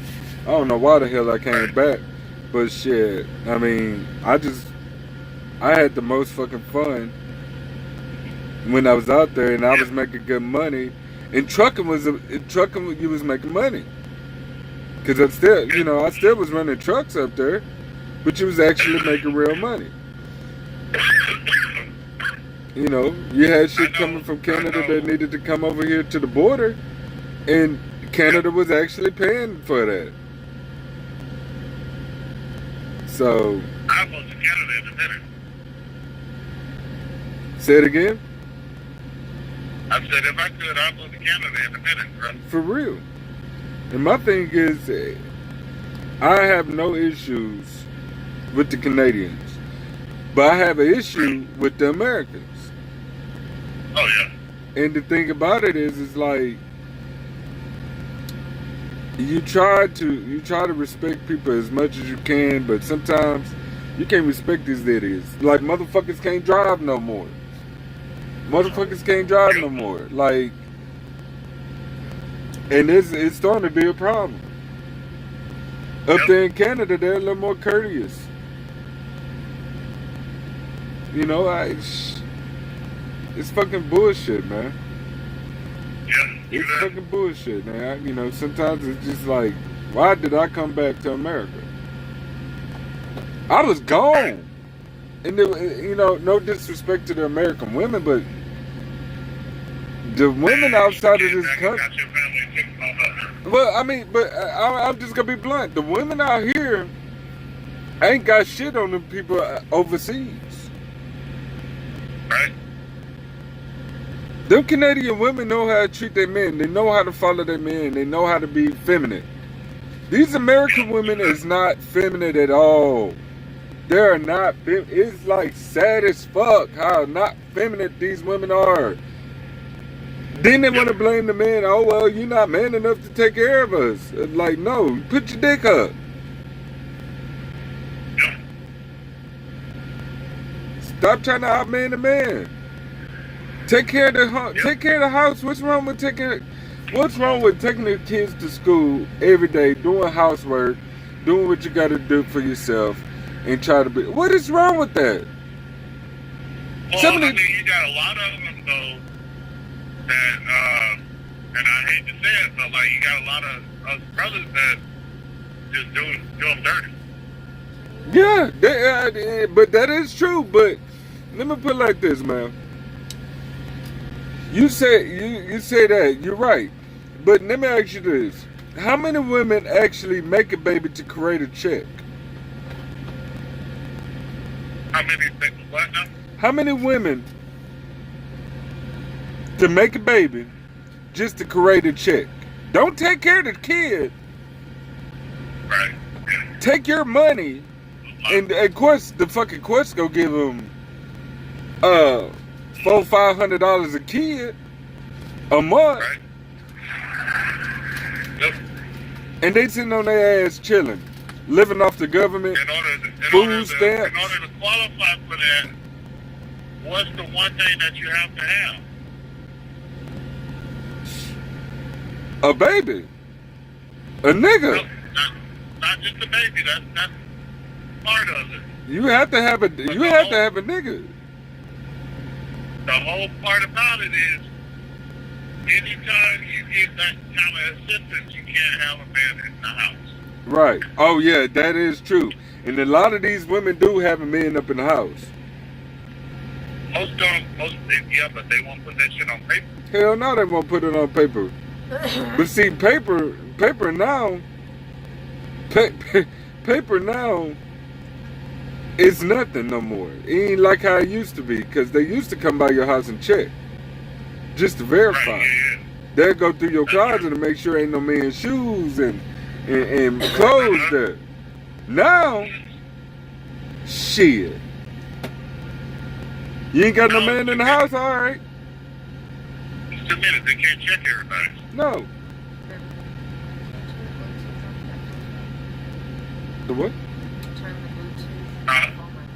Oh, but yeah, like, think about it as it's you know,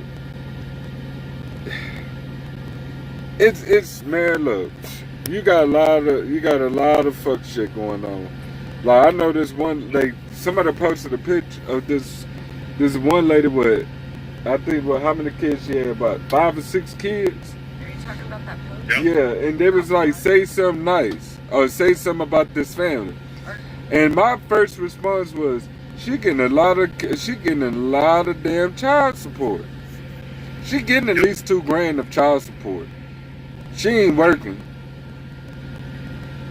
Probably got a nigga up in the house right now, or the nigga taking a picture.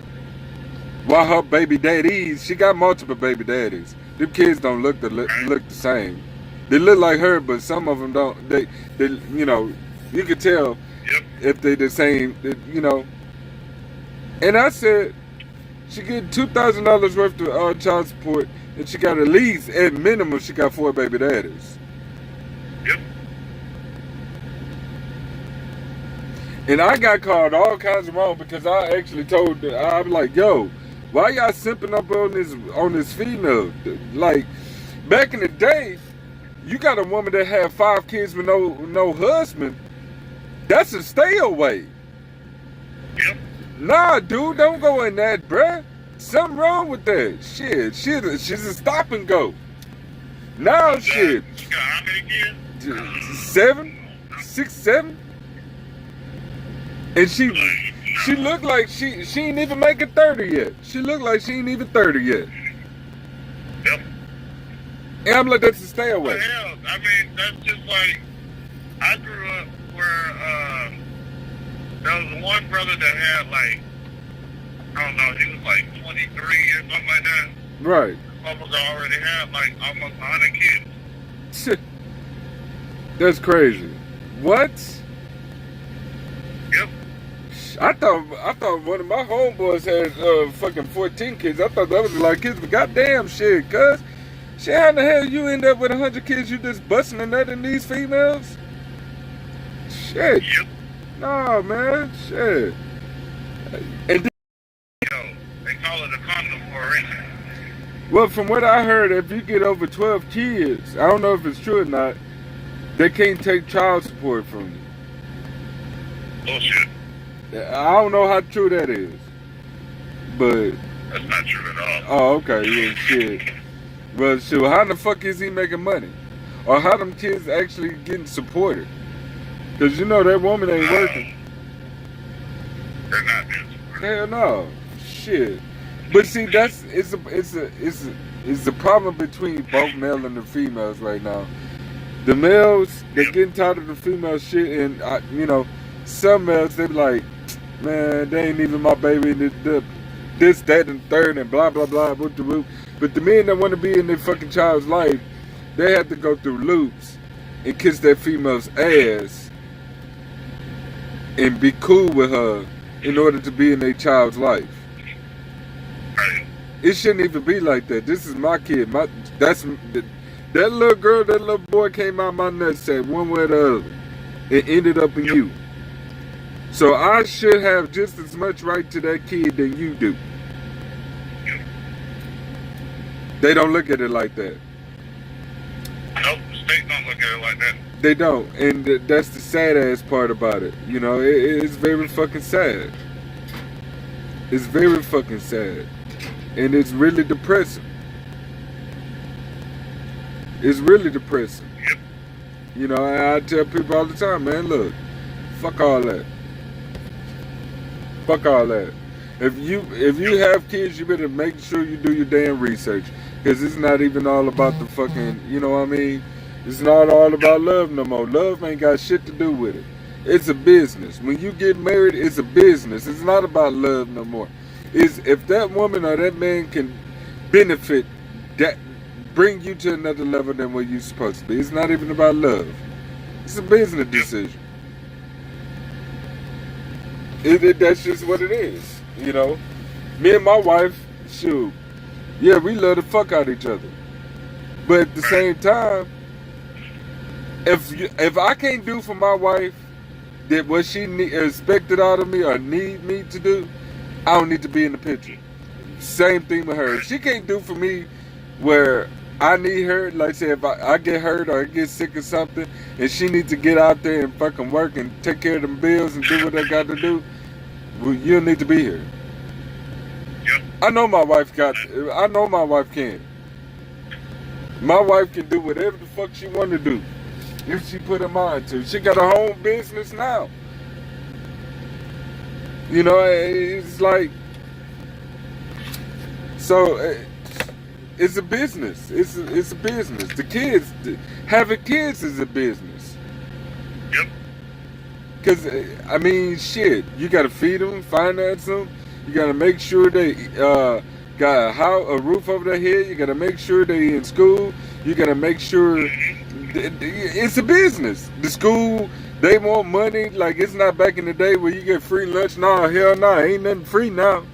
You got to apply for that shit. Yep. Back in the day, shit, hey, I ain't got the money for it. All right, cool, we'll take care of me anyway. Even if you get food stamps nowadays, you have to go to the school, fill out the paperwork and shit, and then let them know that, yeah, you get food stamps at home. Right. Right. You didn't get pretty much. Hold on right quick, bro. Hold on right quick. Hold on. I got another job. Hold on. Hey, Mike. Yeah. Hey, man, I'm live. I'm talking to another Ford Air driver. You want to join the conversation? Sure. All right. Hey, Mondrell. Hey, this is Mike. Mike Mondrell. What's going on, buddy? What's happening? Man, about ready to assassinate a kicker. Oh, God. Shit, you watching football, huh? Assassinate a kicker. Yeah, he over there watching football. The Saints kicker done missed 2 field goals in a row from less than 30 yards out. Oh, man. Oh, nah, he need to retire. Something wrong with his leg, Man. Less than 30 yards out, that should always be right in here. That's easy. I'll put it like this, man. Who they playing? The Patriots. Yeah, the Patriots playing the Saints. Yeah. In New England, ain't it? No, it's in New England. Oh, okay. Okay. Yeah. Yeah. They still winning 7-0 though. Oh, okay. Man, I'll put it like this. We've been sitting here on live for 2.5, almost 2 hours, damn near talking everything. This is kind of fun.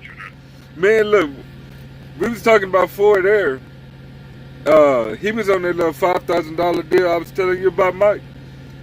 And they did him the same fucking way they did me. The same fucking way. You know where my ass at? Yeah, you in Forest Park, Georgia. That's where I'm headed to. I told him, I said, I cussed out a preacher, man. Shit. I didn't know he was an ordained minister, that the guy that ran that $5,000 program. And I heard Brittany say something about it. I'm like, wait a minute, this motherfucker a pastor? She was like, yeah, he an ordained minister. I'm like, fuck. I cussed that motherfucker ass out. I went off. Shit, man. But I put it like this, man. What we was just talking about, we was talking about the whole fucking countryside of everything. And I do want to, you know, Mike was one of the people that was telling me. He was like, yo, be careful for what you ask for, bro. I wouldn't be too excited about the whole Biden situation, man. He told me. And fucking now I'm seeing things, I'm like, yo, this shit ain't it. This shit ain't it. Nah. Right. You know, everything you said was right, man. Everything you said. Hey, I give Mike his credit. Mike tried to tell me, he's like, look, it's not good. Leave the feelings at the door. He basically told me, leave the feelings at the door, man. Look at what's happening. The fucking mainstream media is fucking controlling everything and fucking brainwashing y'all. Sure enough, Mike fucking right. I owe Mike an apology. Probably Neil too. Nah, I ain't gonna put Neil up. Paying attention to none of them motherfucking news channels or Facebook. I don't believe none of that shit. Right? I put it like this. Me and Michael been... Especially CNN News. Oh, man, shit. I put it like this. Me and Michael been friends... CNN is owned by the government. Oh, yeah, you're right. The government tells them to. Right. That's NBC. That's why Bill Cosby caught so much shit when he was trying to buy NBC. Oh, yeah, that's right. Shit. You see he out of jail now. Shit. Yeah, Ice Cube was trying to buy CBS. They got mad at Ice Cube. They was pissed off. The black people was pissed off at him. Yep. Because he wanted to talk to the president.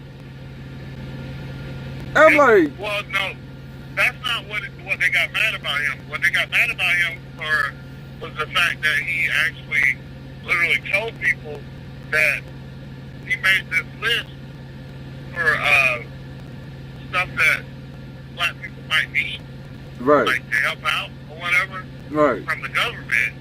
And the only person that reached out to him was Trump. Yeah. Yep. The only person that reached back out to him was Trump. And And he said straight up, like, look, I don't know why people get mad at me. He goes, only thing I'm trying to do is help us get to a place to where blacks can have stuff. Right. It was like, and he said straight up, Mike got the same list. I made sure I sent it to his people. It was like the only person that actually reached back out to me was Trump. Right. It was like, he said straight up, it's not like I care one way or the other, but truth is that's the only person that came back at me with offers to try and solve some of these matters. Right.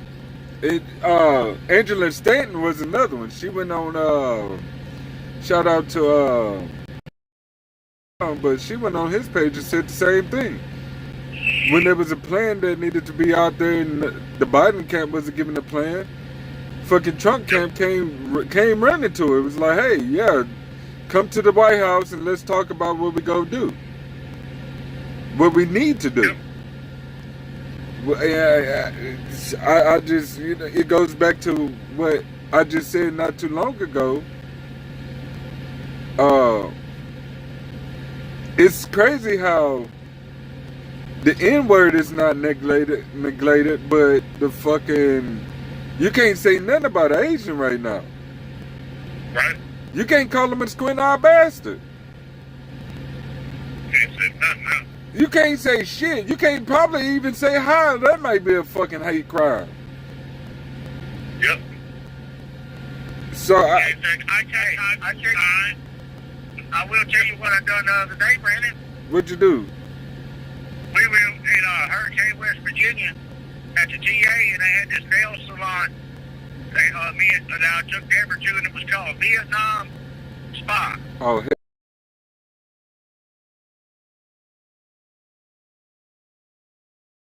Two people in there, and I said, hey, where's Charlie at?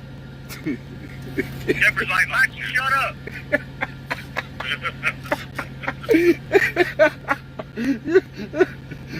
Oh shit!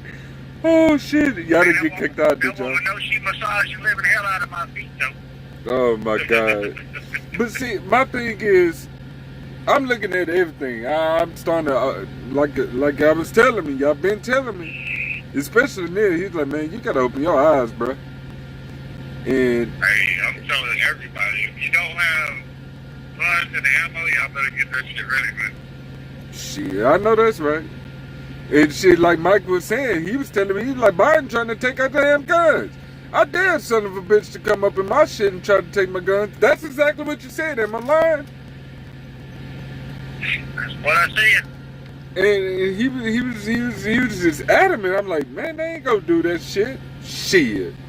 So shit, you're right. They trying to pass a law where you have to go through trials and tribulations just to get a fucking gun. I'd rather have it than be safe than rather not have it. Exactly. And get killed. I mean, I'm over here, like, you know, I'm over here in Forest Park. In the last 2 years, they fucking carjacking and all they crime rate have went up.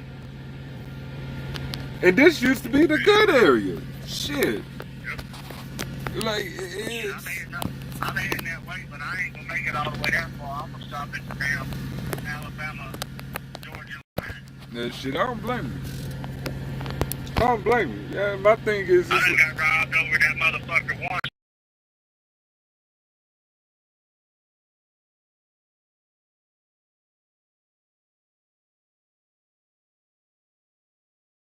Hell yeah, I got robbed there in Atlanta off Moreland Avenue. Oh, God. And, motherfucker, it was hot in the middle of August. I worked for J.D. Hart, so you couldn't out of your truck. And I had my window cracked about 3 inches. But the door was locked. But this motherfucker stuck his arm down there and unlocked my door.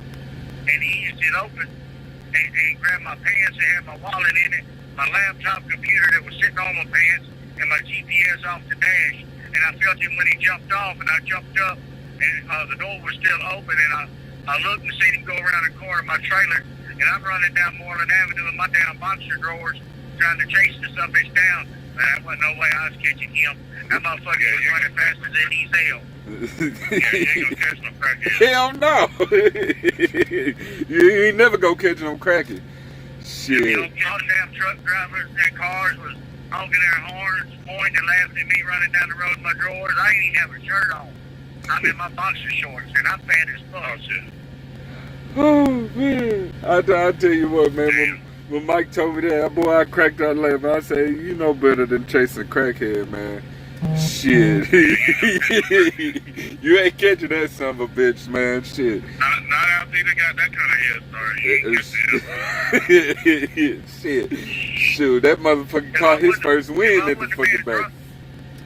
If I would have been drunk as fuck and I'd have had just my normal mind frame, he wouldn't have never got in that motherfucker. But I'd have been at that bar and I'd have got drunker to piss in, left the bar at 4, and this all happened at 7 in the morning. Hell, I hadn't even sobered up yet. Wow. Damn. Yeah, man. Yeah, I mean, that shit happens a lot here, man. And in Miami, too, that's another hot spot. You know, New York and all the majors. To the days when motherfuckers know that we can get from home. It's your man, look. Shit. You got good, nowadays you got good defense attorneys and suck-ass prosecutors who don't want to really do their damn job. That's just what it is. So. Shit, if I could have caught him, I would have beat his ass. Shit, man, look, I tell you this. It's a lot of shit that's going on out here, and what pisses me off is truck drivers ain't supposed to have firearms on their truck. I know several guys that have firearms on their truck and not give a fuck. Because at the end of the day, you gotta protect you. Exactly, you gotta protect you. You know, shit. In the day, you know, shit, like I say, you know, Mike know, Negro and Ember, they don't play that shit. They don't play that shit at all. Shoot, motherfucker come to the truck and they don't like it. Shit. You know, did they change the law where we can have a rifle in the truck and have it open across the dash? That's a Mike question. I don't know. Well, really and truly, by the federal motor carrier, there is no law with the DOT where we can't have a firearm on a truck. It's all in the different states, like Illinois, New York, California. You know, the states where you can't have an open carry. Right. That's what's keeping the truckers from having a weapon on their truck. But I don't give a shit. I carry this 38 revolver with me. Because if I have to kill somebody, I ain't having no fucking shell casings or nothing. They gonna have to find me on video and shit. Yep. No, but it used to be basically an unsaid law. Like we could have a rifle or a shotgun on the truck, but we had to have it open with no ammo in it, and it had to be across the dashboard when we went across the scales or whatever. Right. I ain't never heard of nothing like that. Hell, I just keep my shit in my damn medicine drawer. Yeah. And believe me, it ain't unloaded neither. There you go. Somebody come up in your truck. You gonna have time to throw some bullets in there?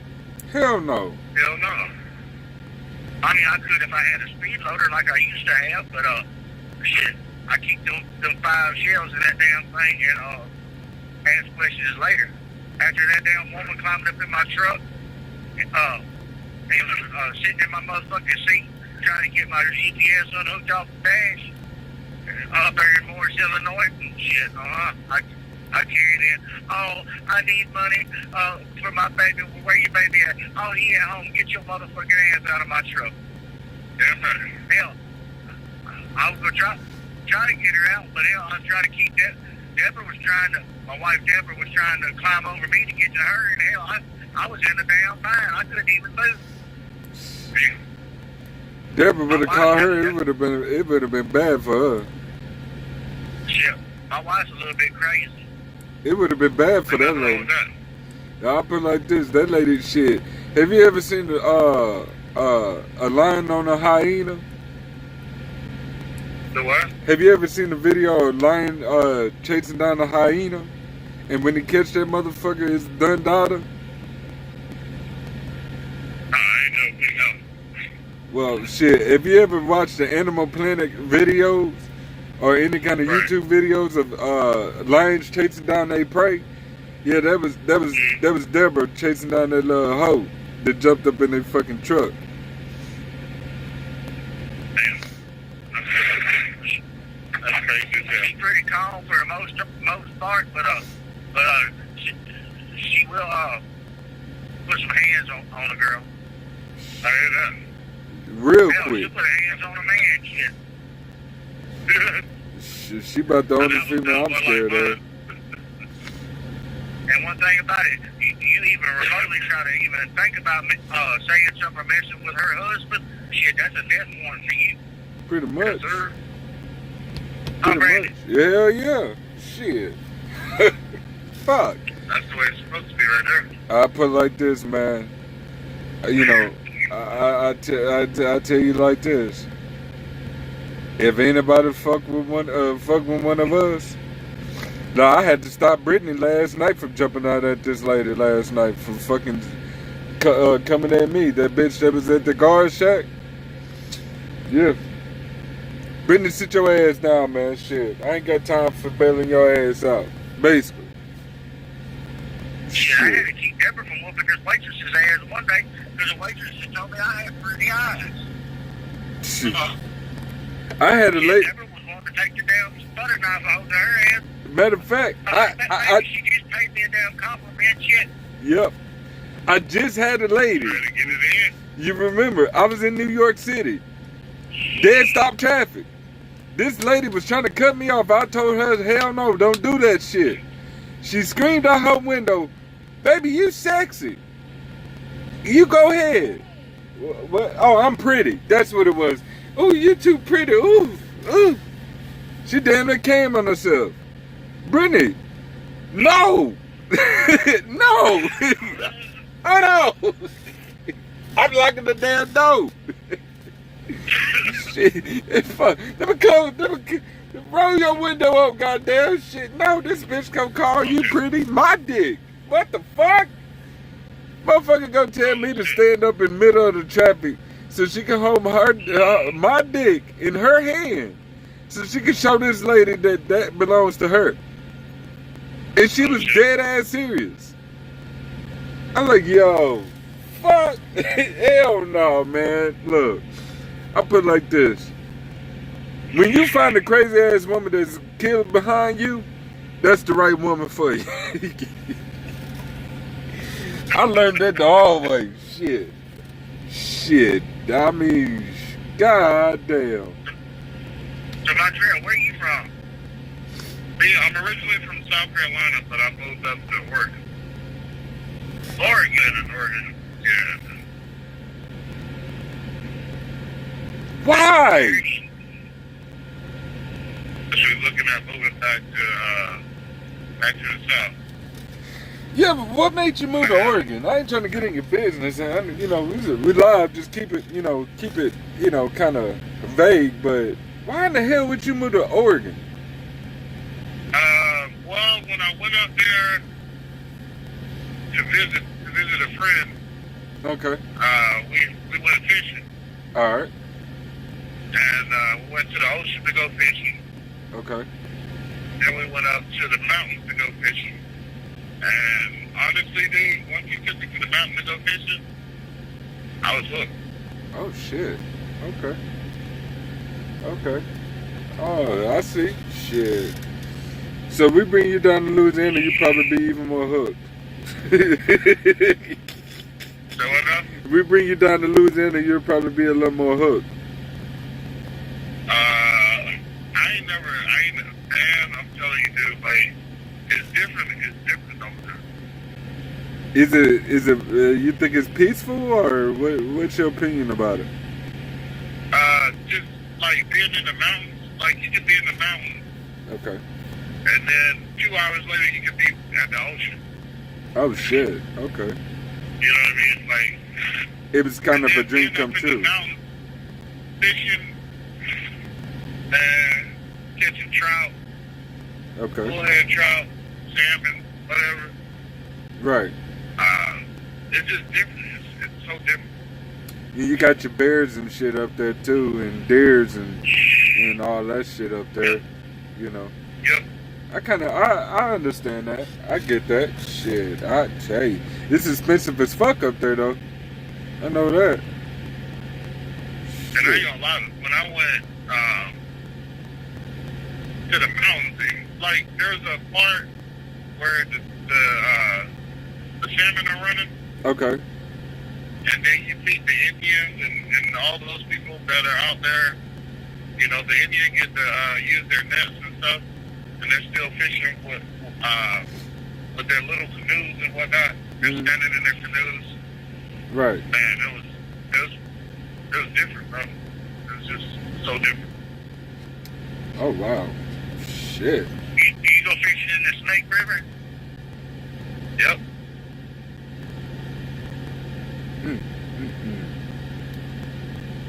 That's that's amazing, man. Snake River still got catfish too. Hell yeah. They got some big ass catfish out there.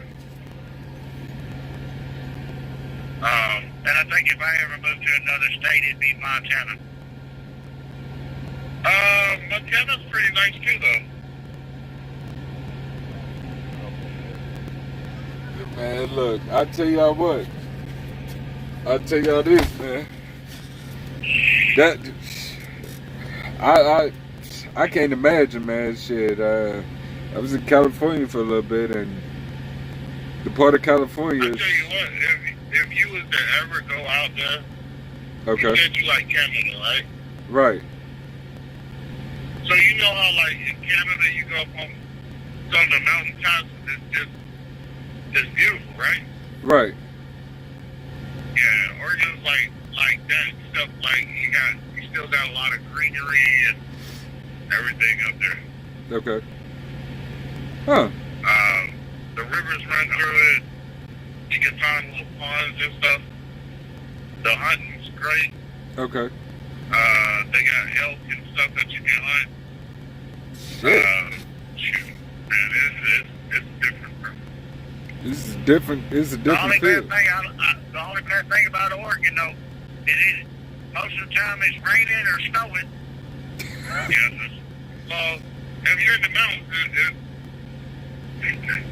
it snows from like September to like March or April, Damn. and then the rain is pretty much the same thing, but the rain it rains like a lot. I don't know about that. Man, I mean, I'm pretty sure it rains a lot up there, man. Shoot. It Seattle. ain't even rain, bro. It's more like a constant drizzle. Damn. Like a damn. So it's like the drizzle will start probably what were we in September? Uh-huh. So next month the rain will start, and then the rain will last until about April, maybe June. Right. But then there's a place in Seattle that rains more than Portland, and that shit, man, they said that shit is impressive. So it just rain nonstop. Yep. Well, Yeah. like I said, it's not even a rain. It's more like a constant drizzle. Right. So, yeah. That's wow. That's oof, shit. I mean, I like rain as much as I like rain. Damn shit. I need a break sometimes. Shit. Like, at the house, shit, I used to complain, like, hell, it rained, Michael, shit, when it rains, it feels like it rained for 5 days sometimes. Cause you come out outside, shit, the fucking mud up to you, like so damn muddy. And, you know, Mike can tell you, the driveway be fucking. the drainage just let it rain for an hour. That fucking shit flooded. It seemed like a tropical storm came through my goddamn house, and shit. You go down Micah's way, shit. That mud ain't shit. I never forget the time Michael was like, yeah, you come up here, shit. If it's that muddy, shit, you might as well just keep going. Don't stop. Right. Shit, fuck. Hey, I'm gonna tell you like this though, you can have them gators, bro. You say what? Man, I say you can have them gators though. Right. I ain't trying to fuck with them gators.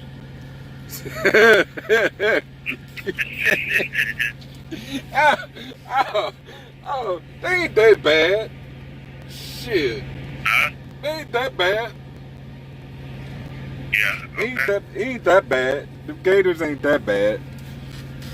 Shit, just think about it like this, man. Shit, cause like we stay in northern Louisiana, northwest Louisiana. So, Michael been there forever, so he'll know more about the gator situation. Is that lake by the house? Is by my house, Mike? Do they have a lot of gators in that son of a bitch? Sibley Lake? No, not really. Okay. Cane River? Yeah. No, not too many. Okay. Very, very few. Yeah. You got more out in the ponds and shit. Have you guys seen the snakehead trout yet? Or not? What, the snakehead fish? Uh-uh. Mm-hmm. Okay. I seen an alligator. We call it an alligator gar. Yeah, I know about those. I heard that's good eating right there. It is. The gar balls is really good. They got the snakehead that supposedly came over and it's making its way up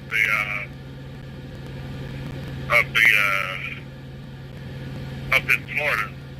Coming up in Florida. Fuck that. Fuck that. What is it? A snake and a fish? Like the snake humped the fish or something? Nah, it's a type of fish. Okay. But the head is it's different. You have to look it up. They call it a snakehead. I'm looking it up now. Shit, snakehead fish, right? Yeah. Hold on, let me look that up, cause I ain't never heard of that. I heard about the little eels and the motherfuckers that shock you and shit. The kind of favorite snake, but let me look that up. Here we go. Snakehead fish. Yeah. What the fuck? Supposedly it's good to eat. But that fish travel on land and on I see what you're talking about. Okay, yeah, this is what you're talking about. Yeah, that shit looks freaky as fuck. Yep. If I seen one of them motherfuckers, I'd probably run. They say they can eat. I know a lot of the guys that catch them down in Florida, and they use them to have fish fries. Yeah, they look.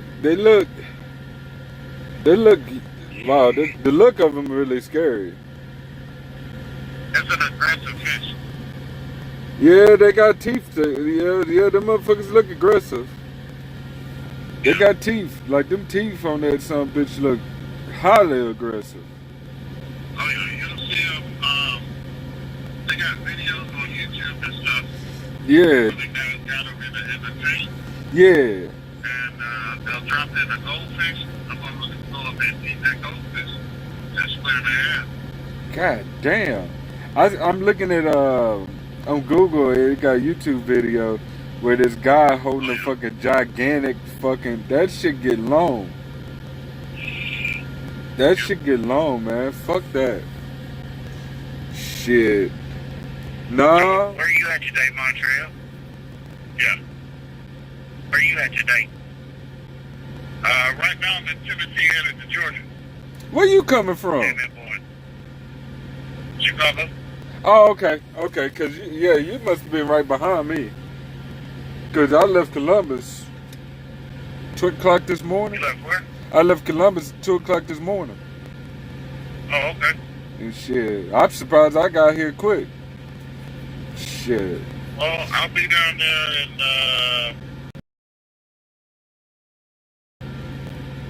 about 9 o'clock, I guess. Shit, by the time you get here, I'm ready to roll up. I gotta fucking go to I'm going to Orlando next. They called me and offered me 5-10 loads. I'm like, damn. I'll be going to Savannah after I get to Georgia. Yeah. Go to the Savannah turn. They wanted me to turn to Jacksonville, and they had Charlotte, they had Alabama, what do you call it, Birmingham.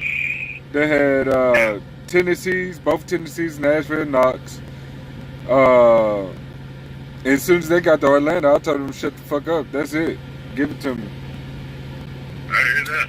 Fuck that shit. Put me back on my lane. My good tell you, all I was doing over here for the first 6 months is Miami to Atlanta. Man, you should have stayed on that, dude. Yeah. They're still not making no motherfucking money. Yeah.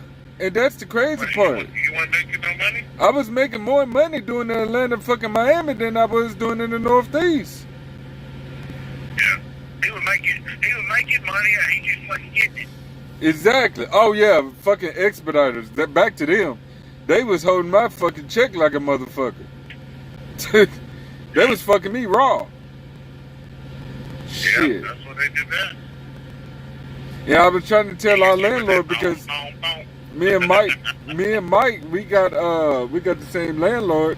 I was trying to explain to him, hey, it's not Ford Air that's fucking me, it's Expediter that's fucking me right now.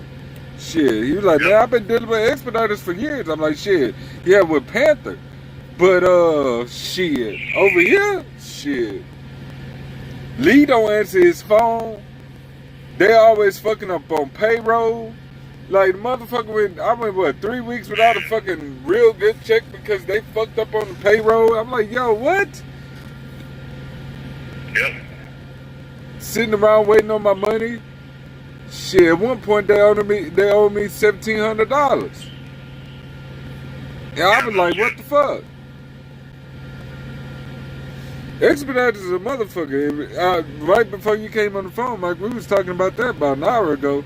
How Expeditors, they fucking us over. They fucking us raw.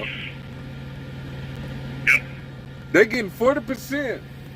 They're getting 40% plus what do you call that? Program fees? Oh, that really burns me up right there. The program fees ain't shit. Hey, so where do you fuel at? You say what? Where do you like to fuel at? I stick to Loves. Huh? I stick to Loves. Alright, do you get the extra fees with Loves too? No. When you fuel at Loves? No. You don't? No. I haven't seen it. Yeah, I bitched and complained about that. I was like, yo, I'm not getting that 60% off. You say what? Every time I fuel at Loves, I get extra fees and stuff. Well, I mean, oh, you talking about the point value? Like the points? Or you talking about the fuels all the 60% off the fuel price? Yeah, that's what I don't get it. Yeah, I don't get it either.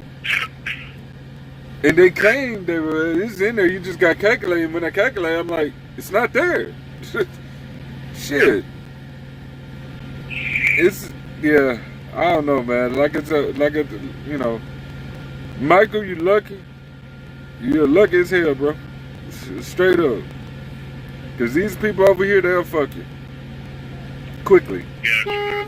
Oh, shit. Scared the shit out of myself. I laid on the horn. But yeah, I mean, shit, me and him, we chopped it up over there in Columbus. And he told me, he was like, man, they ain't paying me my money. I'm available every fucking day. And I told Montreal, I said, if they fuck up my check this week or next week, they fucking done. Couple of hours later, I'm walking back out of fucking Pennsylvania. They had me a load going from Allentown to fucking MDT, and MDT to over to fucking North. I told them suck a dick. I ain't doing it. I'm done. Yep. Straight like that. So I mean, with me, it was crazy because they were like, well, you used to make the runs on time. I ain't not making the runs on time. I'm like, bro, like, there's no way in the hell a 65 mile an hour truck can make some of these runs. hell no. Like, well, I know you run 65, but everything's supposed to be averaged about 50 miles an hour. I was like, yeah, right. There's no way in the hell some of these runs are averaged out at 50 miles an hour. I don't care what you say. Especially coming out of New York City. Shit. I mean, shit. You sitting in traffic for 5 hours in New York City. And hell, what was that run you was telling me about earlier? What was that, from Virginia to fucking Maryland? Or Baltimore? No, it was from Richmond to Harrisburg. Okay, and they wanted you to do that shit in 4 hours. 4.5 hours. Shit. Hell no. And What? it was, so they were paying us for 300 and something miles. Mm, So everybody knows 300 miles is 5 hours. right, Right. That's automatic. You didn't even gotta think about that. right. You know, so that's 5 hours right there. Plus the additional, which was like, I want to say it was like 40 something. Mm, So that's like 6 hours right there. right. Plus you gotta wait and wait to get loaded, right? Yeah. If you drop your trailer, then you gotta wait for a loaded trailer. Right. Then you gotta come back. Now the way back, they wanted you to do it in 3.5 hours. Ain't no way. Ain't On no the way way. back, they want you to do it in 3.5 hours. Ain't no way. And see, How the hell? one fuck How up. the hell is that even possible? Hell, shit. On top of that, one fuck up is a lot of those terminals. They'll fucking not load the trailer into the last minute, and that make the load late anyway. So Yeah. it's a you know, I can tell you one thing. After hearing what Brandon got to say, and a few other drivers I talked to got to say about Forward Air, I'll never work for them. Well, don't tell the expediters, have your own fucking truck if you come with it. right. The money's here. The money, yeah, Like, you gotta have your own truck and negotiate your own contract. Get that shit in writing before you even come over. right. I mean, Ford Air, let me put it like this. Ford Air ain't the worst company I ever been with. That's BLC. Or that could be But you PTL. you can't really say it's Forward Air because we're in the expedited truck. So it's honestly it's expedited. Like say for instance, Mike, if you and Brad had a contract, instead of you being with Panther, you being with Ford Air, you'll make money easily, and won't have to work as hard as you're doing. You know what I mean? Because the money's here. Well, right. So but what I'm saying is, like, when you was up in the Northeast and you were supposed to get 5,000 a week, regardless if you had a load or not, then all of a sudden they want to change some shit. Oh yeah, that shit, yeah. My ass right back to Louisiana. I mean, shit. Basically, that's what I did, but except I did it in a different way. Because I was doing the same thing. Look, it's 5,000 to the truck. Right. So they're gonna run us, and whatever we make on the run gross, they're gonna add whatever they have to add to it to make it a complete 5,000. Yeah. But then Expediter is gonna take out all their fees and make sure they knock that shit in the dirt. so you still ain't gonna be. I mean, you might. I think the most I averaged was like 3,000 or something like that. Right. But see, here's the deal. Here's another issue. Here's another issue. The biggest issue is if you get the $5,000. Yep. Because they're fucking put.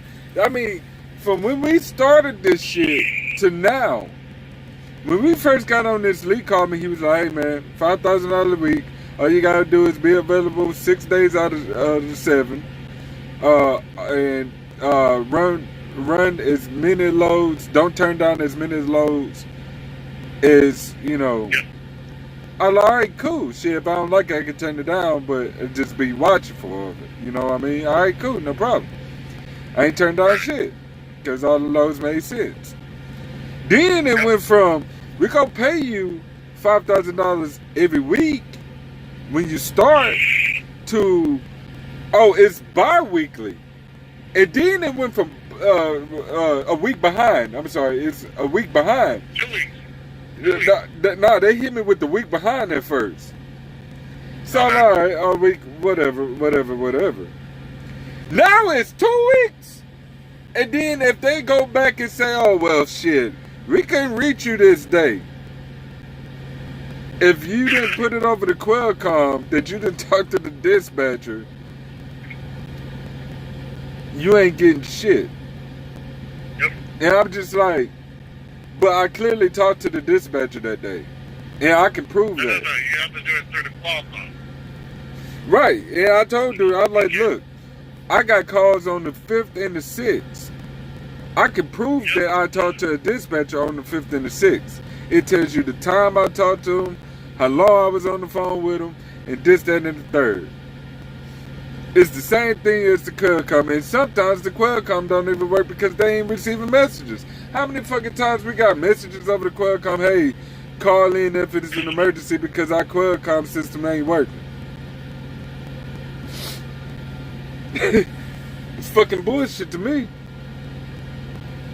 So, you know, that $5,000 shit is a fucking lie. But the rest of the shit, like say for instance, like say, if you running your own shit and you running your own lanes, you'll be alright if you're doing what you're supposed to do. Now, that's if you have your own truck. You won't have a problem with Ford Air then. You'll have a problem with Expediter. Because Expediter, they'll fucking fuck you in your ass quick. That's what I'm saying. If you got your own truck, then you have to deal only with Ford Air. Right. You don't have to deal with Expediters. At all. You pay your own truck payment. You can get your the insurance and everything that you need, and you straight. Pretty much. I mean, like I said, Ford Air is not a bad company. It's just how they do certain things that I'm not with. Yep. And I've been through worse. Hell, Mikey, you know, shit, fuck. Henderson, the back end of the 2 years I was there, that shit was bad. Yep. BOC, they charge you $1,100 for just the truck note. Mm-hmm. And it was horrible. Fucking PTL. Shit, PTL leave your ass out there hungry. Matter of fact, don't go home. Don't go, Mike. You go home. You know.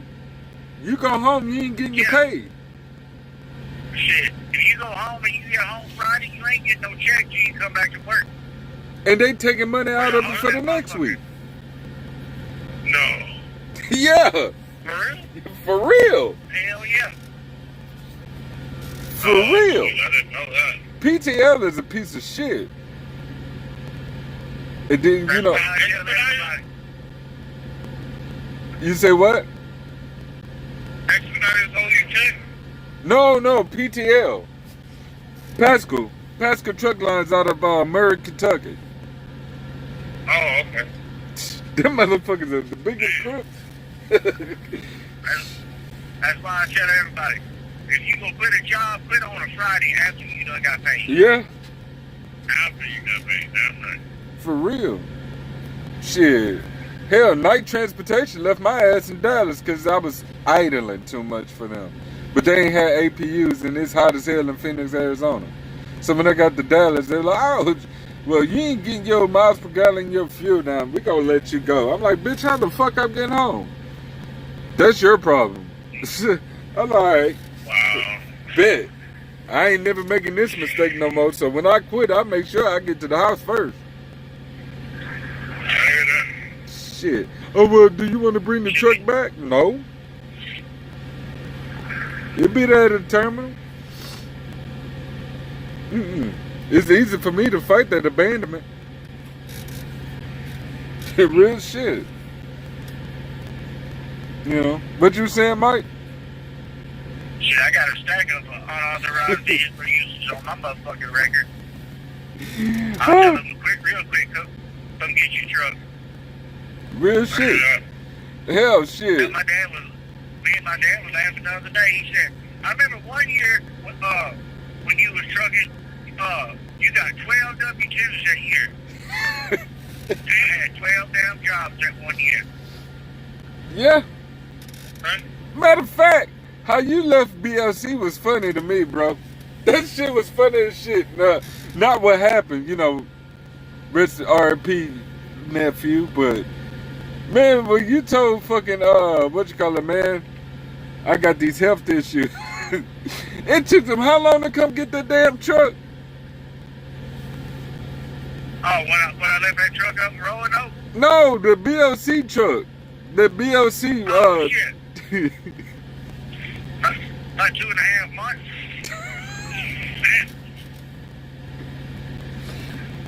And when they was down there in Louisiana, when they was down, matter of fact, when they was down there in Louisiana, Mike already had got the other job.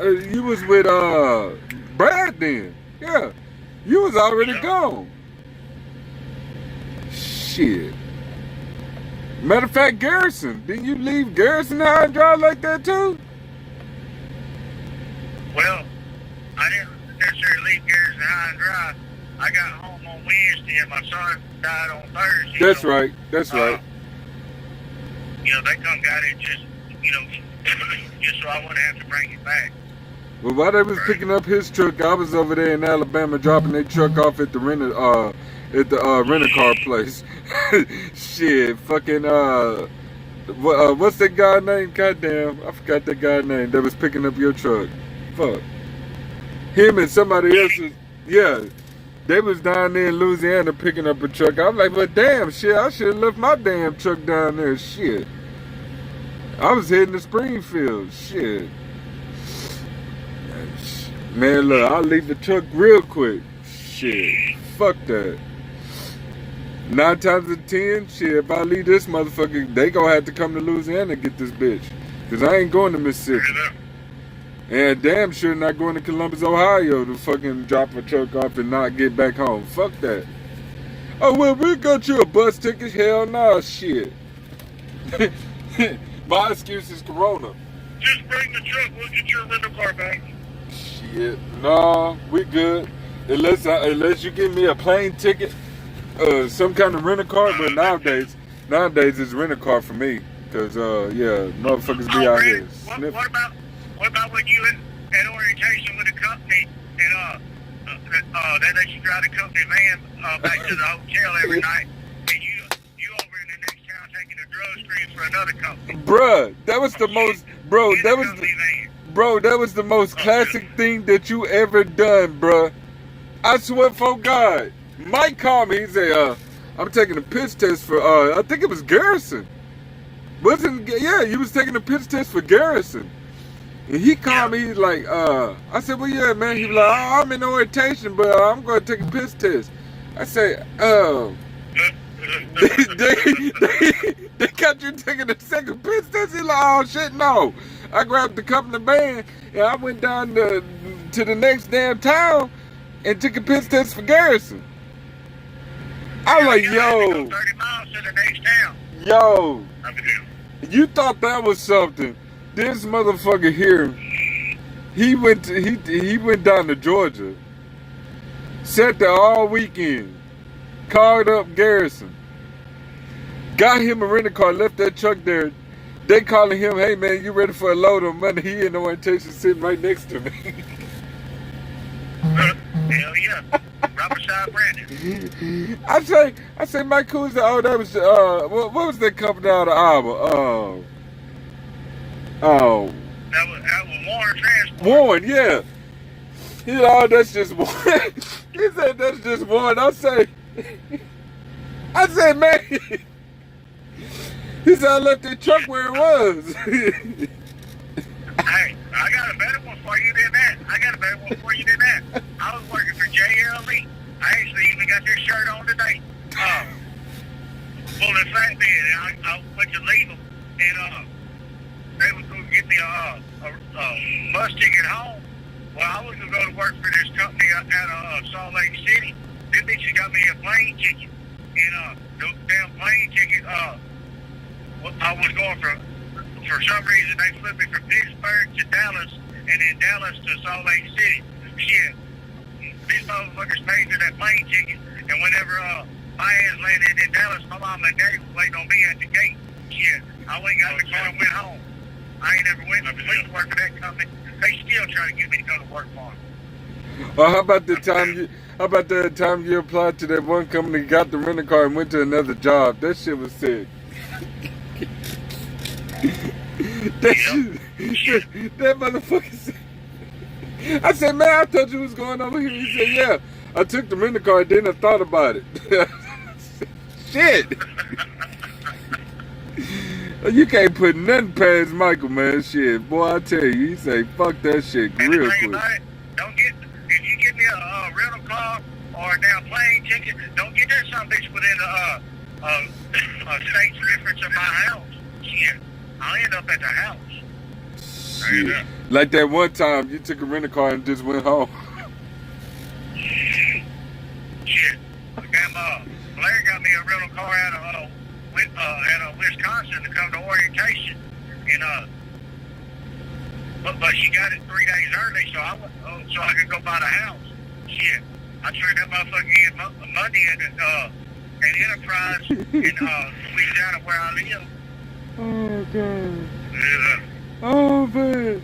Man, Michael is the most classic person that know how to quit a job at the right time and will make you pay for him to get home. Whether it's the same company he was working for or another company he applied to. Oh shit. I'm gonna get my ass home whether it costs the company I'm working for or the one prospective company I'm gonna work for. I'm gonna get home. One way or the other. I'm like, yo, Mike is the king of that, bro. Mike is the king of that. I ain't riding no damn bus neither. Shit. I don't know why they still try to stick us in them damn buses anyway. Man, I've been asking that question for years, and you be tired as hell when you in the orientation and all that shit. Be sleepy and shit, and be like, what the fuck, you know? And then you fall asleep in orientation. They say you can't hang and this, that, and third. They'll ship your ass back on the bus like they did that one cat at Garrison when we was in orientation. They woke his ass up and sent him home. And he got right up in that, what was that Ford Mustang? Motherfucker got him a whole Ford Mustang. Call back. I got my wife calling, all right? All right, bro. All right. Nice meeting you, Mike. Nice meeting you, buddy.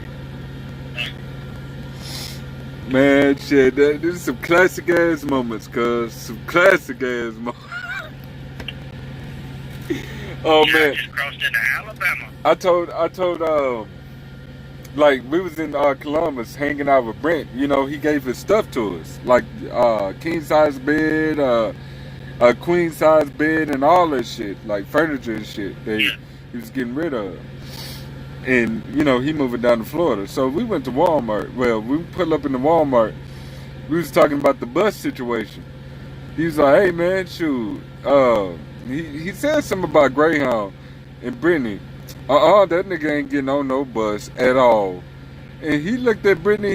He was like, I say, I started smiling. I say, yeah, maybe Brent, you need to talk to Michael.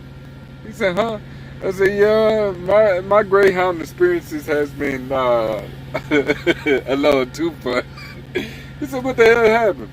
So she told him what happened. He's like, oh, you bullshit. And I'm like, nah, can't make this shit up. Shit. Yeah, like, I can't ride no more Greyhounds, man. I can't do the Greyhound. I want to do. I kind of miss Greyhound. I had some of the best sleep of my life on Greyhound. Shit, man. But I mean, what the hell? When you got to be in Georgia? In the morning at 8. Oh shit, yeah. I'll be down there in Orlando trying to rise my ass back up here. Shit. I'm gonna do this. I'm gonna be out here for about another. What's today's date? Today's 26, probably another week. Cause I gotta get to Louisiana, get this shit from Streetport, and find my way back down and try to figure out how the fuck I'm gonna get the shit in my house. Especially that damn couch. Shit. I don't know how the fuck I'm gonna do that shit. I got the couch, I got beds. The beds are easy. The dresser, the fucking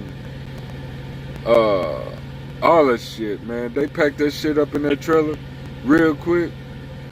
And shit, they said they emailed me the what you call it, the new manifest. Shit. He told me when it's gonna be in Streetport too. I told him just tell him hold on to it until I get a rental till I get a U-Haul. I get a U-Haul out of fucking Streetport and fucking out of Natchitoches and fucking go up to what you call it, get this shit. But yeah, man, it's crazy, man. Shit, I'm telling you, shit, boy, I had a lot of shit. It took them 15 minutes to load that shit up in the trailer. It took us almost 2 hours to fucking put that shit in the U-Haul. Shit. That's a couch. That's a couch. I'm gonna send you a picture of it.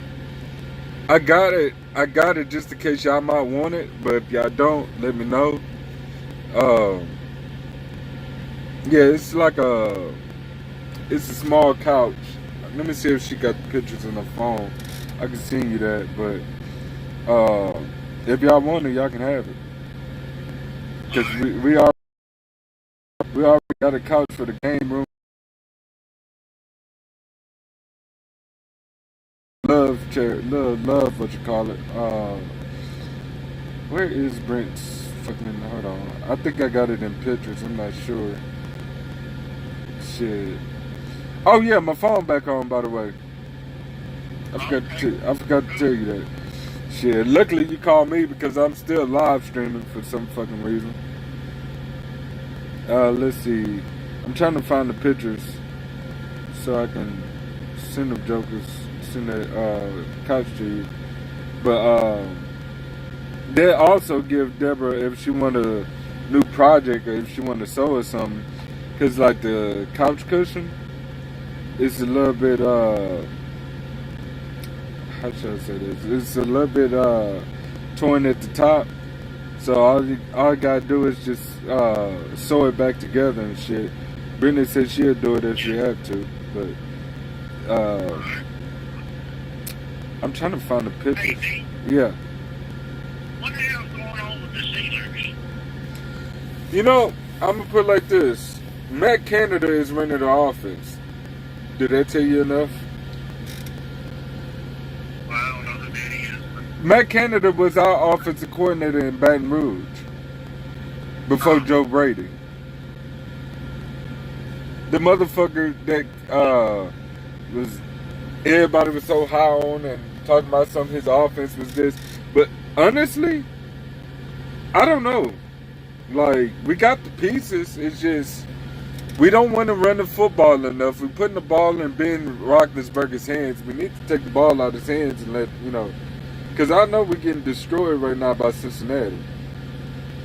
yeah, 24-7. 24-7? Yeah. Oh, hell no. I didn't know it was that bad. Last time I looked, it was 14-7. Jamar Chase scored the touchdown before half, but I don't know. I really don't know. Ben ain't it no more. We shouldn't lose to Cincinnati at home. Cincinnati ain't really that good. So I don't know. I had the Saints game on. Oh wait, go back. Yeah. The Saints have beat the Patriots 21-6. Yeah, I see that. Yeah, Did you watch any of the college football yesterday? yeah, I caught Arkansas and Texas A&M because I just missed LSU. I just missed LSU and Mississippi State. And fucking when I turned the game on, fucking Brad Johnson's son was taking a knee. I was like, yo, what the fuck? I missed the whole game moving this shit, but I was. Yeah, they took an L to NC State. I'm like, that was shocking. Hell yeah. And who almost Michigan almost went down yesterday. It's weird, man. It's very much weird. Clemson dropped from number 9 all the way down to 20. Damn. Shit. I don't know. I feel that we should be ranked still. I mean, UCLA played us tough. I just feel like we a better fucking team than what everybody's saying. I mean, to go into Mississippi State in that loud ass environment, you know, it's fucking crazy. You got, I don't know, man. I mean, yesterday was just a weird day. Yesterday was a weird day. I mean, you had like some close calls, like Baylor beat Iowa State. That was shocking. Georgia State almost beat Auburn. Let's see that. Well, we play Auburn this weekend. Yeah, I can't wait to touch them. Shit, I hate them Auburn kitty cat ass fans that be on Facebook talking trash. West Virginia almost beat Oklahoma 16-13. Shit. I mean, it was just weird. Georgia Tech beat North Carolina. I mean, it was a weird day yesterday. I don't know. It was a good day for football, though. It sure was, man. Today is a good day for football, I'll tell you that. You know, it's just, I don't know, man. Shit. Fucking, you know, the Patriots, they playing a rookie quarterback, so, you know, the Saints gonna beat their ass. I don't know what's wrong with the Steelers. I can't even watch the game, which is really ticking me off. So, I don't know. I don't know. It's time for Ben, to be honest with you, to answer your question, it's time for Ben to go. It's time for him to retire, and we need to get back to running the football. I tell you what's going to be a good game next week. Who? There's Arkansas and Georgia. That's going to be interesting. And you know what? It would surprise me. I'm pretty sure Georgia will take them, you know. You think? They have a high scoring offense, but it's going to be a damn good game. I put it like this, man. I'm going to put it like this, and I mark my words. I wouldn't be shocked if Arkansas... Wait. Where's the game at? Is it in Georgia or is it in Arkansas? Georgia. I don't know about that one. I'd be shocked, but I don't know about that. I might be with you on that one. Yeah, I don't think they have enough to go into Georgia, but shit, that Arkansas team look good. They done beat some teams. They done beat some teams. Another good game next weekend will be Cincinnati and Notre Dame. You know what? Number 7 and number 9 ranking. I was just thinking about that too. That's gonna be a good game. Alabama play. I wanted to say, who they play next week?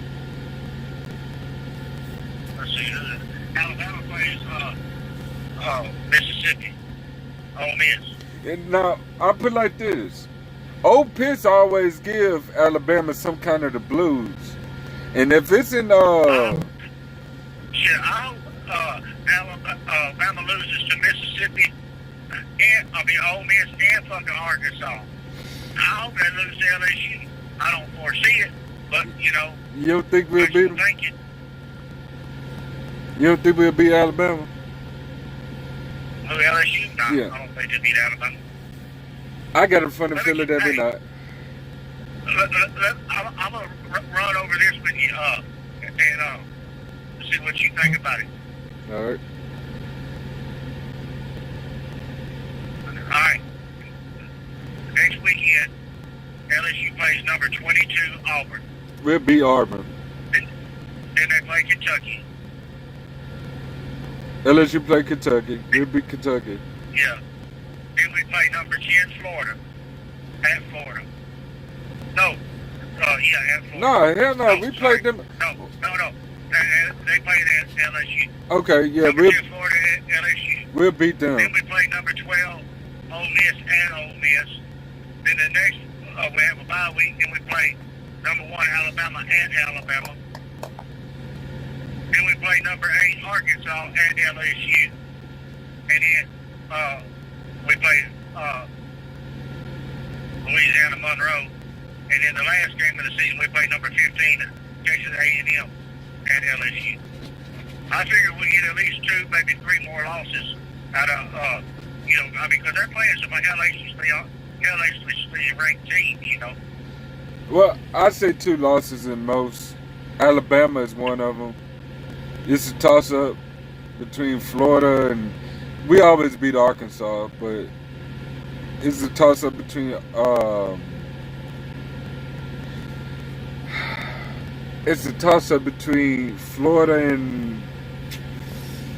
I'm going to say maybe Auburn. Maybe.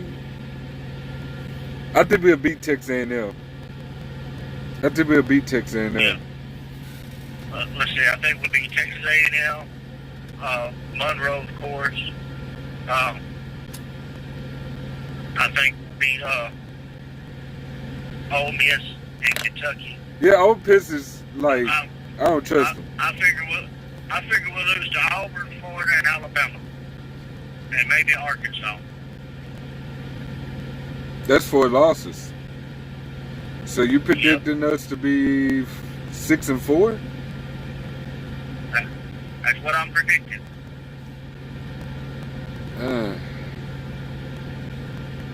Man, I don't know. I mean, Alabama, I can't say we'll win that game. And that hurts to say that. But I'm being realistic. Alabama is on point. Every week I go down the list of FBS schedule, and I'll pick a team to win, on my app. Right. I don't give a fuck if these motherfuckers is playing South Nevada State. I'm picking South Nevada State over Alabama. Any fucking team that plays them. You can put motherfucking NSU Demons against them. I'm picking the Demons. I'm with you on that. I fucking hate Alabama. I can't stand Alabama. I can't stand Auburn. I can't stand Georgia. I damn sure can't stand Florida. I can't stand, you know what? The rest of the SEC I can't stand, especially Ole Miss and Mississippi State. Can't stand them fuckers. Can't stand them at all. It's just like NFL. I can't stand the Cowboys. I can't stand the damn Patriots. I'm starting to hate the Chiefs. I don't know. Personally, shit. Anybody that rivals LSU, I can't stand. Right. But Alabama, I'm with you on that. I hope fucking Nick Saban get COVID in the dick. I ain't even lying to you. Shit, when he got COVID last year, the year before that, I was so happy. Then he got it again. I'm like, oh yeah, the old Saint Nick ain't gonna be there. And then some bitch That devil son of a bitch was on the sideline. My motherfucker. And that's the biggest reason why I hate Alabama. Because of Nick Saban. I don't like Nick Saban. I think what he did to us was really fucked up. Oh, I want to go test my talents in Miami. You know damn well you wanted to end up in Alabama. Everybody knew that. Because they offered you a contract and you said that you wanted to go to the NFL. And you didn't want to do LSU like that. And then here you go to Alabama and take championships away from us. Can you imagine if St. Nick was still with us? Shit. I put it like this. Mark Ingram and all them guys would have been down there in Baton Rouge. Derrick Henry. Can you imagine Derrick Henry in purple and gold? With LSU on the side of his helmet? Shit. I'm telling you, man, it's heartbreaking. Julio Jones. Think about him in Baton Rouge. Shit. Yeah. You know, I'm just saying, man, it's a different reason why I hate Alabama. Even though the hate has always been there, but Alabama to me is, you know, it is what it is, you know. Shit, but man, I'm about to jump off here. Give me something to eat. And chillax for a little bit before I go to bed. I gotta be up about 11 o'clock tonight, so that's what I'm gonna do, man. Shit. Well, I'll holler at y'all later, man. Alright, but I'll call you later when what time you, shit, you gonna be, what time you rolling in the morning? About 7. I thought you were stopping at the state line. Well, probably about 6. I'll give you a call in the morning, man. Shit, I'll be pulling up in Orlando by then. Alright, you know if I don't answer, I'm asleep. I know. I know that's right. Alright. Shit. Alright, man. Yeah. Yep. Alright, be good. Alright, cuz. Bye. Well, that was interesting conversation between the fellas. I'm going to cut this part short. We go do a little gaming and a little live streaming so I can unwind, and I'm going to give me something to eat first. I'm going to give me something to eat, game a little bit, probably play a little Madden football, and